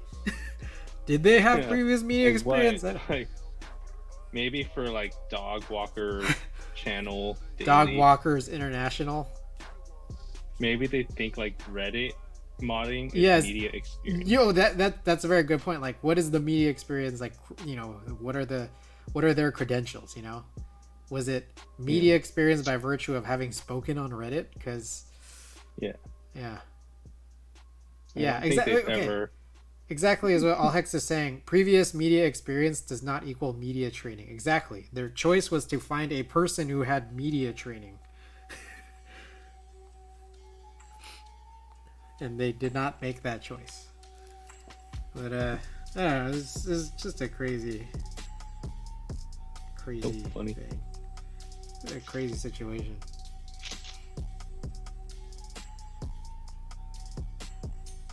How did I don't know how to bring this up. It's just, I mean, it's not like, well, I don't know. Okay, so I totally missed the loop on this one, but let me just give some background. So at work today, there is an employee whose last day is tomorrow, so there's just like a little Zoom happy hour, right? And how do I put this? As part of this Zoom happy hour, all right, I don't know how specific I want to be, so let me just kind of like shuffle like my words and stuff like that, because give us last name, first name, company name. Okay, I'll just put it this way. Time. Let me say this: my former CEO. I think that's the best way to describe him. My former CEO. Email leaks when my former CEO joined the Zoom happy hour just to, like, you know, just kind of chat, talk, all that. And you know, everyone's just kind of like, you know, just shooting the shit, you know, just saying like, oh, thanks for working to this guy who's leaving. The very end of the call has had nothing to do with the guy leaving, but my former CEO just mentioned, oh, hey, Chris, like, you know, check this out. And he goes to the window, and I found out that he's for some reason right now temporarily staying at the Millennium Tower, which is a building in San Francisco. It's like a really like rich person's high rise, and I'm pretty sure my CEO doesn't live there. I think he just might be staying there for one reason or another, is kind of what it sounded like. And there's like a controversy about the Millennium Tower, which is that like it's literally like physically literally like not straight. Like one side of it is like very very very minorly but still eye-openingly like slanted. Like it's like sunk in just by like a tiny bit. And it's like it's weird because like I think like, you know, people still live there and, you know, like it's not like shut down or anything, and you know, they've made attempts to try to fix it, and among one of them, apparently one of their attempts to fix it actually made it worse. But apparently like it's like living there is like apparently as it appears, living there is like technically just like okay. Like if you leave a ball on the floor, like it doesn't go rolling, you know, like it's like it's that much of it, like it's not like slanted like that. So he was kind of like, you know, he was just kind of talking, and he just like he pointed out the window because he was just like, hey, Chris, just take a look at this. We got like, from my view right here, like we could see like the last couple of offices we used to, you know, be in. I was like, whoa, that's crazy. And then okay, so this is the part of the story I was mentioning. I totally missed the loop here, but apparently like 7 months ago there was like a building collapse in Florida, and they were talking about that, like of just like, oh, the condo. Yeah, and like I totally like completely missed this news story because like I just like, oh wow, when my former CEO and some other people started talking about like the slantedness of the Millennium Tower, they started saying like, oh yeah, but you know, you might want to be careful because of this Florida thing, and I'm like, what the hell Florida thing are we talking about? So I start Googling like this Florida building story, and I was like, oh shit, I just totally missed this as part of the news cycle. Yeah, I was like, whoa, that was super gnarly because there's like almost like 100 people that died. Yeah, my like my friends, like my family friend was actually one of them, or like a couple of them that died. Crazy. Yeah. Oh shit. It's pretty nuts. Yeah, like when I saw the news, I texted my friend immediately because she lives in Miami. She's from Miami, so I was just, oh, like, I hope everything's okay. And she was like, yeah, like there's a couple people that she knows that live there, and they couldn't reach them. Fuck. Pretty nuts. That's crazy. Yeah, that was such a crazy story. Yeah. All Hex was saying earlier, one of my friends is a civil engineer in San Francisco and never shuts up about it, the Millennium Tower. Oh. Sorry, what were you saying, Alex? What is the Millennium Tower? Oh, Millennium Tower is the San Francisco building that's like, that I was just talking about. That's just like, how long has it been around? What's up? How long has it been around? I don't know. I could look it up, but my guess is that like it was built some point in the last like 10, 20-ish years, and like a bunch of like, I think there used to be like San Francisco Giants players like live there, like just like some famous people just like live there, rich people.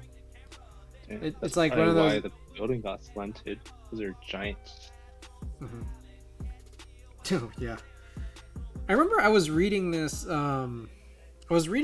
article a long time ago, like it was like over a year ago maybe, about this building in New York. It's like a skyscraper, like a high-rise in New York that's like also for like mega rich people, like A-Rod lived there. A bunch of just like crazy rich, super rich people. And I'm not gonna lie, I don't fully remember everything that this article said, or really what the total goal of the article was, other than to explain that like some of those residents who live there, they're very clearly are crazy rich, but like they're aware that this like new, like, you know, sexy building has a crazy amount of problems that you only like find out when you start living there. Oh god. Yeah, and then it's kind of just like they technically built this like, again, very sexy building, and it turns out like there's a bunch of like violations in the building. And Yeah. like, yeah, like apparently like people are like, especially like some of those people have those top penthouses that are supposed to be like millions and millions, like tens, hundreds, almost hundreds of millions of dollars. Like they experience, like they can feel the building shake. Like apparently like the trash chutes are just like crazy loud. Like it sounds like an earthquake when people are like throwing their trash down the chute. And it's just like just there's so many like problems about it. And then it turns out like the building, like the building planners for that, like the architects, like the designers and all that, like they apparently, it was not the first time they were like building like these like luxury like skyscraper like high-rise residences like that weren't up to code. And Oh God. yeah, it's just crazy. Like, and then it's just like there's the stories about like A-Rod was there, and then like he like moved out after a year. But like none of this like went explained. Yeah. Damn. It's probably like an NDA to sell your place. I know, right? And it was like, okay, Alhex here says, damn, on one hand, that's a lot of problems for such an expensive building. Then again, danger is pretty sexy, I guess. I remember there was a quote in this article at the very end of this article. There's this quote from a resident who was there. It was like an anonymous resident. He said like I know no one feels sorry for us because we're so rich, but we just kind of have to explain that, yeah, there are problems with this. And like they were like just kind of glad that this story was being run. It's like we are perfectly aware no one feels bad for us. It's like kind of like a funny closing to that article.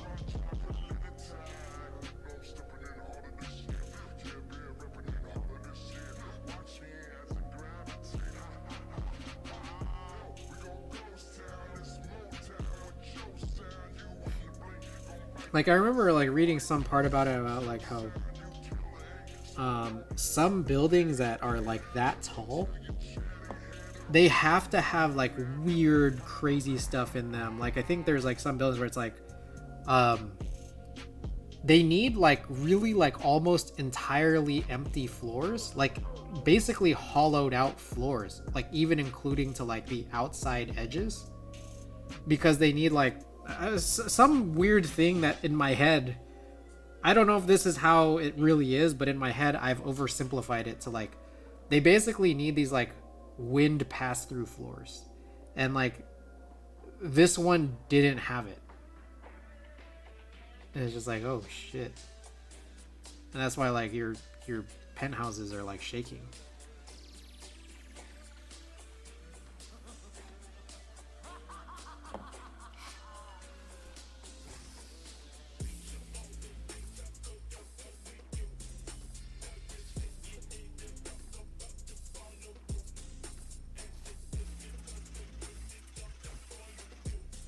Oh shit, we're at 340.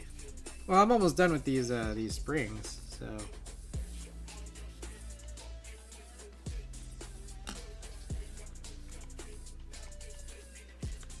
Guys, buckle up. I want to say, if it takes me a minute and a half to do these next 12 switches, then in about like, I don't know, 15-ish minutes, we're going to be running a giveaway. I'm also aware that some people may have dropped off since the excitement of a fully built keyboard has kind of disappeared or waned. But for anyone out there who's lurking and listening in, giveaway in like 15-ish. Actually, maybe more like 10. Giveaway in like 10-ish.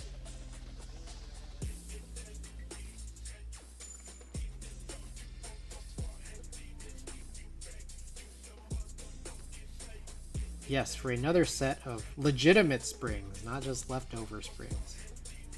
Some of them are lubed, but not all of them.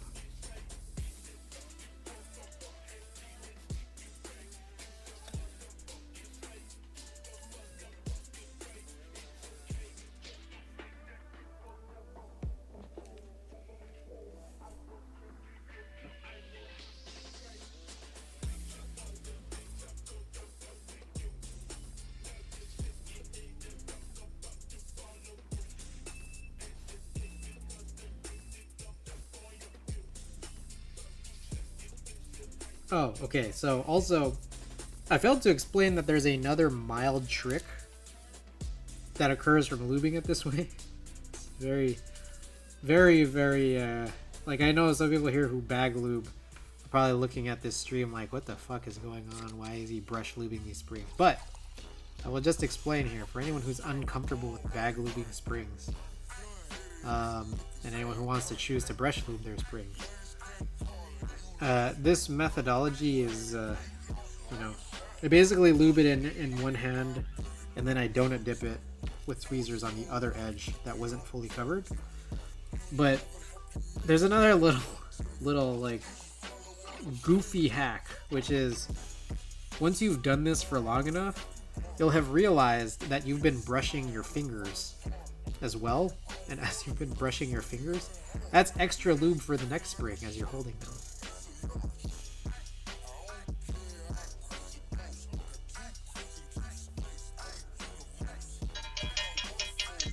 If that sounds jank, then I never intended it to not.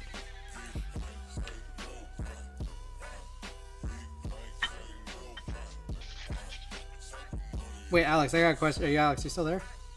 What? So you did placements for all 4 modes for Splatoon? Yeah. Okay, you know why I think that's crazy? Because if you think really hard about it, that's 40 matches. I know, that's a lot. Yeah, how long did it take you to like complete placements in all 4 modes? It takes like a week of like dedicated playing. That's crazy, because then like that means you only get like your power to play with for like 3 weeks before you have to do it all over again. Yeah, it's just annoying. Well, I think... Yeah, I don't really know.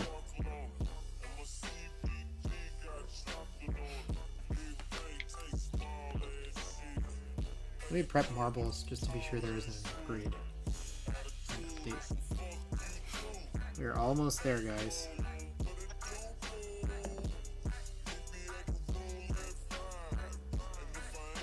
Alright, here's a question for y'all. These TTC wild switches sounded pretty smooth.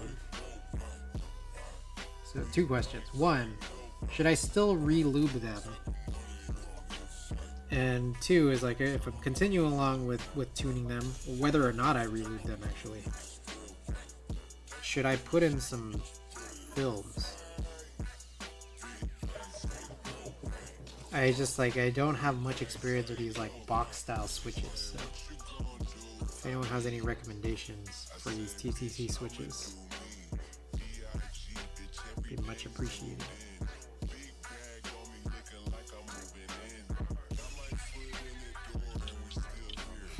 Alright, no update needed for marbles. We will be beginning shortly. I just spill a little hot oil on my foot. Hot oil? Little splatter. Are you still cooking? Yeah. I was like prepping earlier, but now I'm like cooking. I'm frying some stuff. Like meal prep or what? No, just like late night snack. Oh. Oh, interesting. So just getting back from work. Yeah. Oh, I see. Got it. I was like, And it's just like I have like some meat that's gonna like spoil if I don't cook it. I was like wondering, like, you just made soup. Oh, the soup was leftovers. Oh, the soup was leftovers. Okay. Yeah, For some reason I made it the other day. I mean, I did make it but a while ago. I see. All hacks if they're good as is. Fuck reopening them. I feel like I have a problem with that mentality of like, how do I put it? Like, they're switches. Like, you can make them as good as they can be, and if you don't, then like it feels like I'm cheating.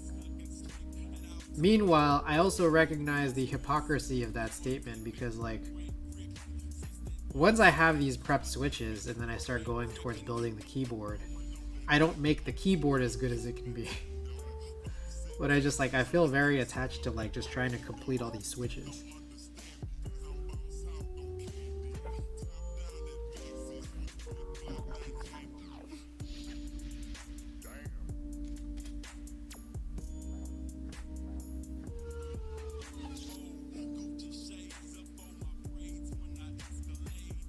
Drua. Have you ever tried that ice cream I sent on Discord? Oh no, not yet, not yet. Oh dude, you gotta try it. Yeah. The mint chip especially is really good. Okay, I gotta check this out. But Drua, welcome back. Uptime, yeah, we're almost at 4 hours. Just trying to get ourselves in the right spot. But Drua, you're almost pretty much here at the right time because we are about to run a giveaway. So I'm gonna finish up this last spring here. Also, when are you developing my film? Hey, Alex, shut up. No. No, I know. I gotta do it. It's a premium service that I didn't pay for. I know. So here's the situation: is I'm pretty sure that I need to buy new chemicals. I just haven't done it yet. My chemicals that I have are 2 months old. Here's what I'm looking at. I want to verify that these chemicals are bad by developing some film that's my own. And I just like I don't know what to tell you other than I've just been holding it off because I was meaning to do it since like end of last week, and it's already end of this week. So I need to talk to your manager. Yeah, I need to do my film just to verify that the chemicals have like, you know, are basically on their way out. And provided that they are, I need to go buy some new ones and then I need to like mix them. But at that point then I will have done so. Oh man, you have to let me speak with your manager. Yes, this is the manager speaking. You're the manager? Mr. Manager. Drew says, oh man, you hand loop springs out tweezers. I do. Well, kind of. It's that I hold them, like I do brush lube, hand lube my springs. I hold them on one end. I brush as much as one side as I can get. Then I take tweezers and then I donut dip the side that I didn't get. I still get a bunch of lube all over my fingers anyways, but then I look at it like, oh, that's more lube for the next one. But we've just finished up here. That was like a solid hour. I think that was like an hour of hand lubing springs. Krytox on fingers though. Is that bad? How bad is Krytox on fingers?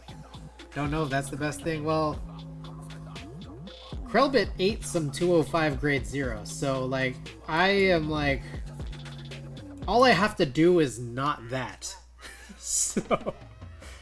so like I feel like I'm doing better than that. I'm doing pretty well, you know?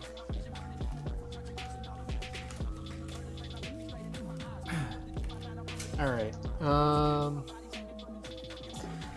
That is indeed true, but Krellbit is a bit special.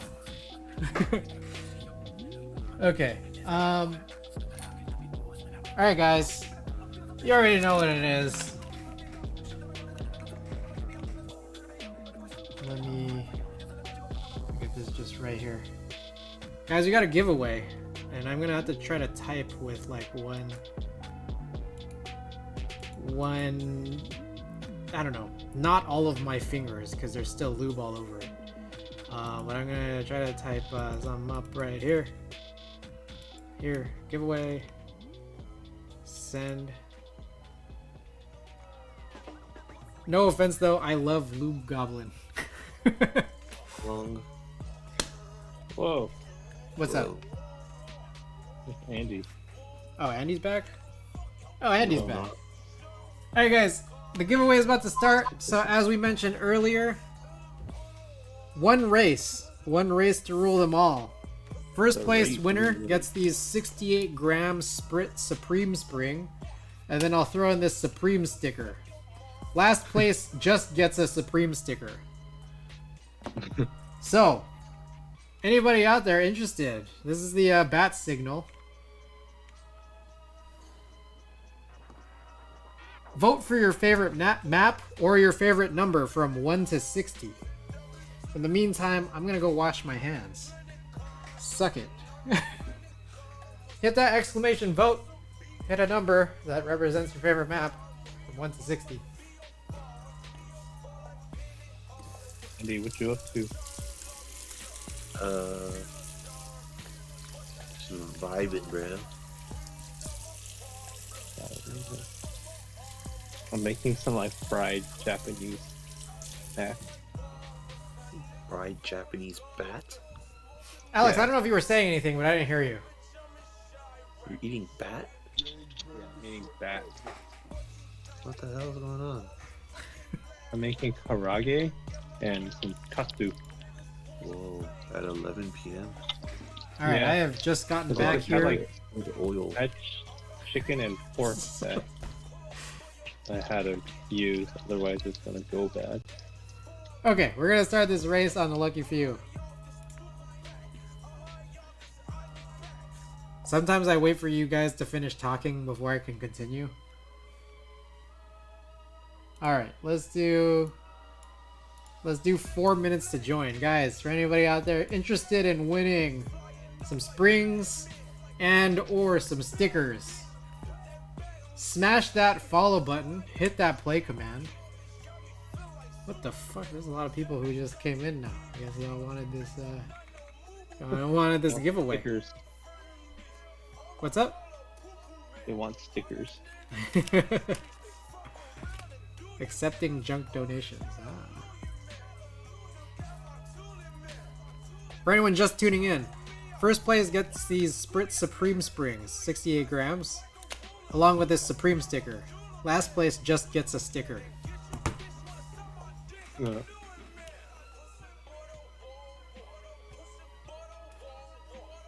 Christy, you make some CG Boing stickers. No, I know. I've been meaning to. Actually, fuck. Like, I should just, like... Andy, are you there still? Is Andy still here? I don't know. Andy is gone again. Andy's company does stickers. I should just, like... tell him. Like, I've just been meaning to. I need to send him this, 3D Cool S.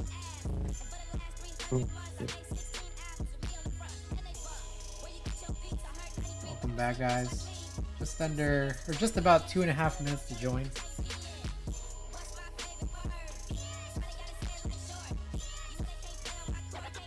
Should I munch on something?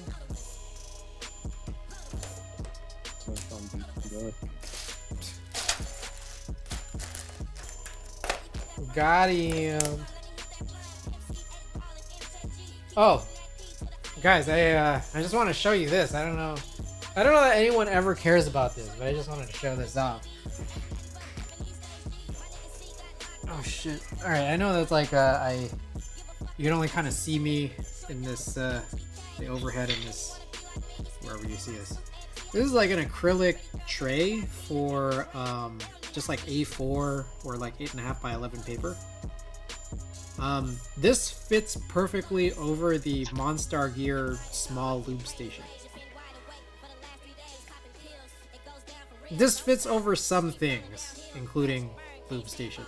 So like if you're ever just like worried about dust flying in super easily, you can just get like an 8.5 by 11 tray and see if it fits. So just wanted to point that out. 1.5 minutes left to jump into the giveaway. We're playing some marbles. Marbles for all the lurkers out there. Marbles for all the lurkers out there. Jump right on in. Don't be shy.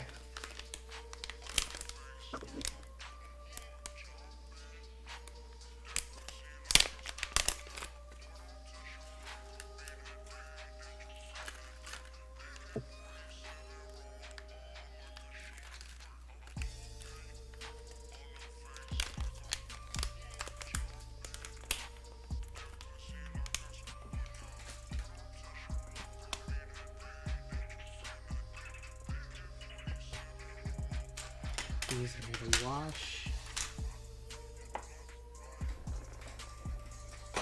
Guess we'll do a little cleaning. Under 30 seconds left to join. Hop right on in. Y'all don't want to miss out on these springs.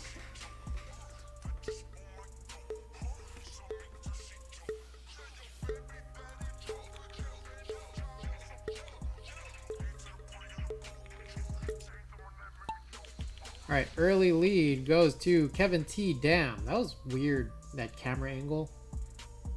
That's how it started there.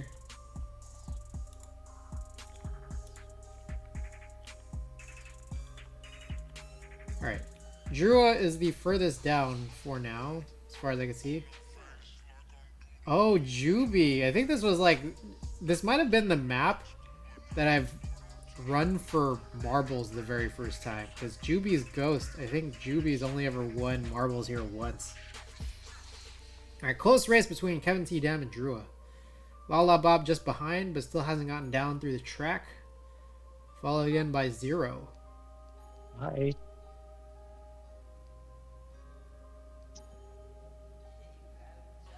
Close race here. We got the McDonald's Play Place Forest.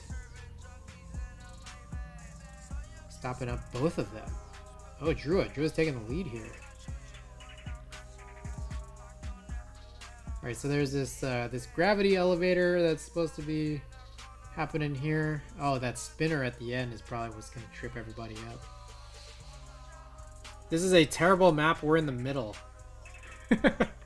Well, you guys could still work for that last place finish. This sticker. Whoa, close one. Oh, Drew made it. Drew made it right through. Anything can happen at the end there. Oh, oh, oh, oh, he made it. He made it on the lower track.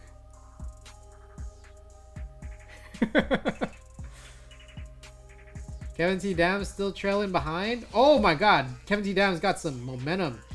Oh, Kevin T. Dam. Kevin T. Dam. Oh. Let's see. Okay, there's this weird spinning thing now. The question is, does it make any sense? How does this work? Is this where everyone just gets stopped? Oh my god. Just got through. Whoa, Zero? Where did Zero come from? Oh my god. Wait, what the hell?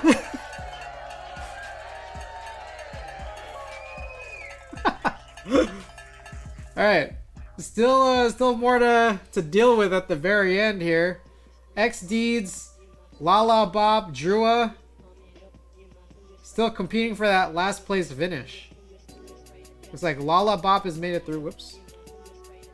Lala Bop and Drua have made it through, so X-Deeds looking like the favorite to win the sticker. If he can at least finish. And there we have it. There we have it.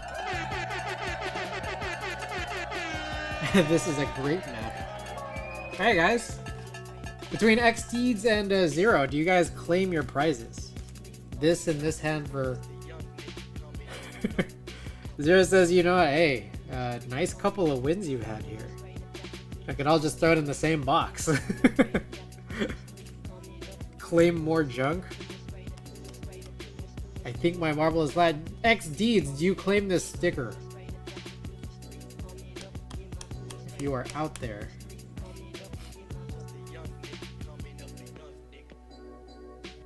Let the chat know. Yeah, hey, there we go. There we go. You claim the sticker? Sounds like a claim to me. Alright, okay, so here are my thoughts. I know that we've built a keyboard.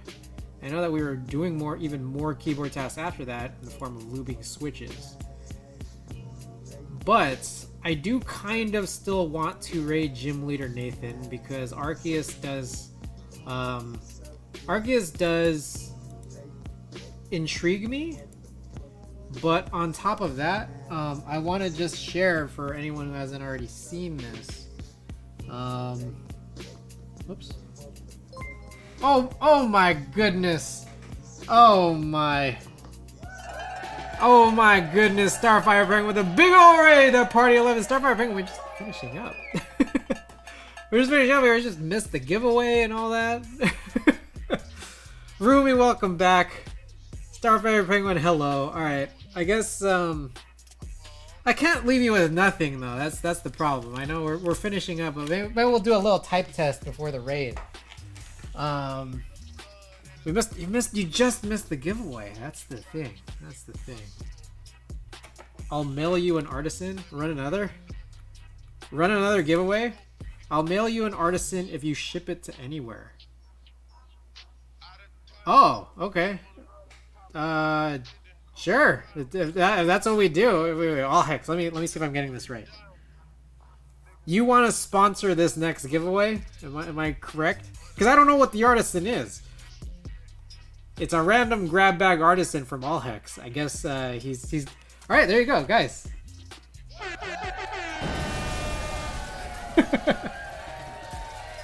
Fuck it, it won't be crap, but we don't know what it is apparently. So how do I put this?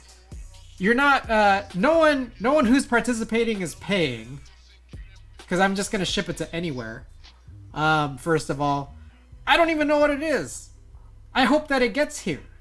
I hope that it gets to me, and then I hope that once I mail it out, it gets to you.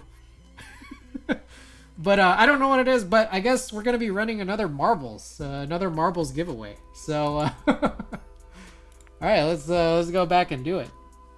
Alrighty. I guess in lieu of a type test, we're running another giveaway. So, if you guys are interested in having a little bit of choice here and your possible chance to win, vote for your favorite map or your favorite number from 1 to 60.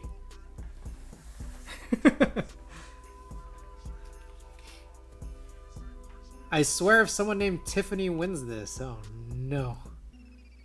You guys are playing more typing games after?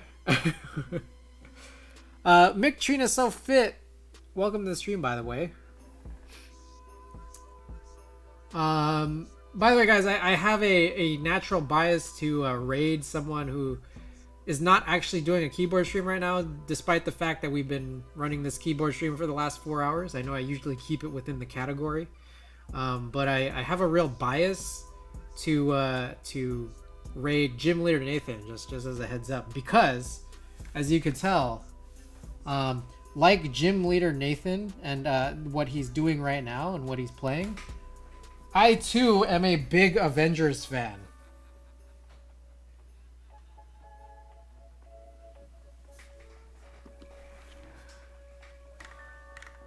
Alright, anyways. Love is in the air. Alright, no one else has voted, so let's do it. Yo, I've seen that shirt.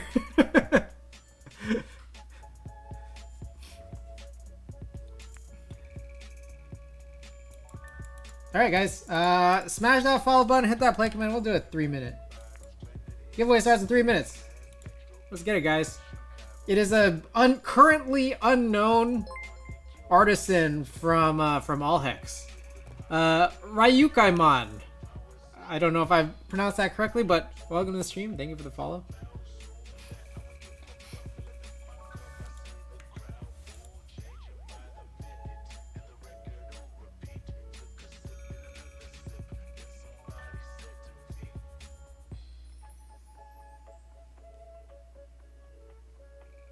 All right.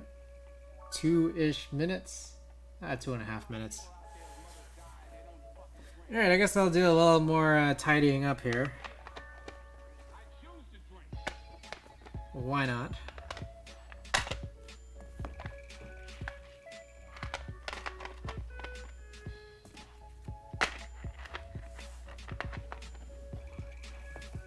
Thanks so much, guys, for being here tonight. Hey, shouts out again, Starfire Penguin, for that big ol' raid.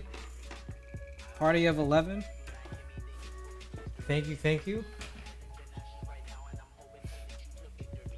Unknown artisan up for grabs. Andy Can 1, thank you for the follow. Hit that play command if y'all are interested.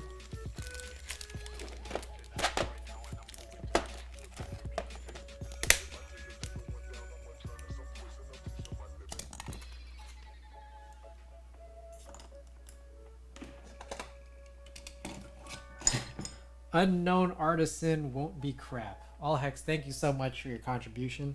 Surprise sponsorship. Middle of the stream. Midstream sponsorship.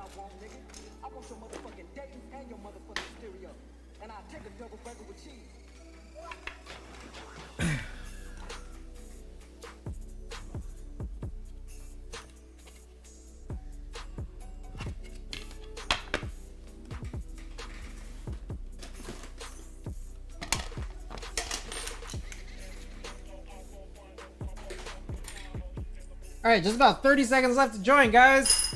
Anybody who's interested in a game of marbles for an unknown artisan, now's your time. Any lurkers out there, smash that follow button. Hit that play command. Ooh, Tanya, welcome back. I like the won't be crap disclaimer. Imagine a giveaway of Flyby Jing from Alex. I sent Chris 2 jars. He could do whatever with the other. I'm probably going to consume it. I am likely to consume the first and second jars. It's pretty good. Just kind of spicy. Right. I missed that early lead, but let's see who goes down the track first. First down the track. Tanya. Tanya first down the track.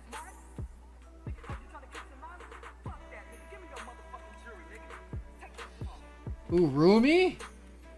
Ryukamon? Oh, it's a close race. This is a pretty interesting one. Keeping it close. Keeping it close, but keeping it scrambled here.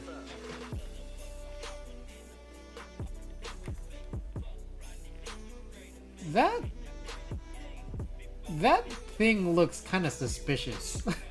These tubes, these spinning tubes. Alright, never mind. Never mind. Does last place win something? No last place winner for this one. That's what we'll have available here. We're getting bounced around. Rumi's made it down this track here, past the spinner.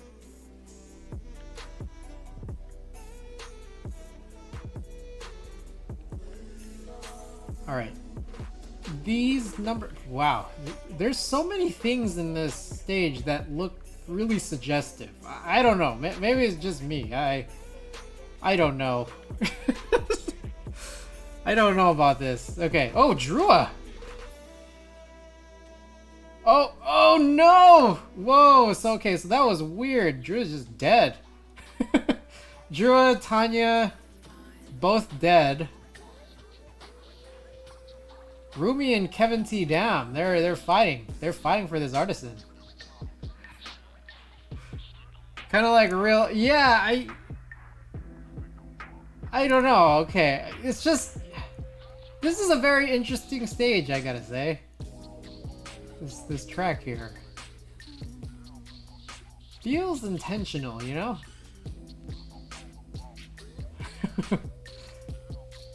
Oh, here we go, it's gonna be a struggle here to get through these holes. Oh, Kevin T. Dam gets it. Frank's Ghost just trailing behind, but no one's able to match up yet. Let's see what happens here. Oh my goodness!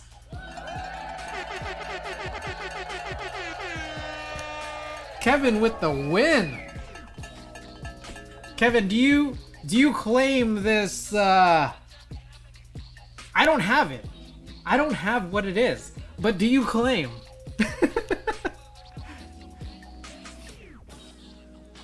Claim A.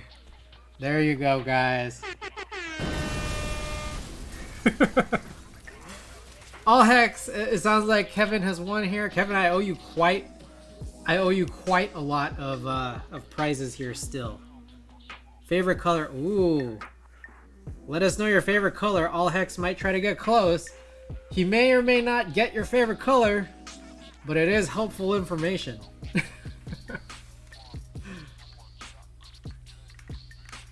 I won an envelope of Anthrax. Oh man.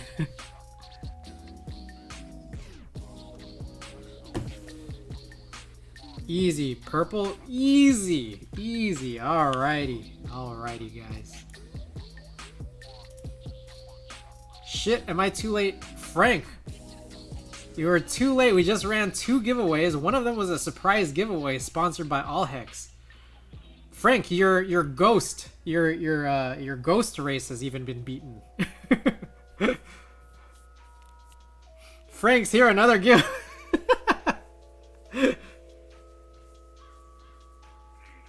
Alrighty. Okay, guys. Again, for anyone just tuning in, thank you so much for being here. We did a board.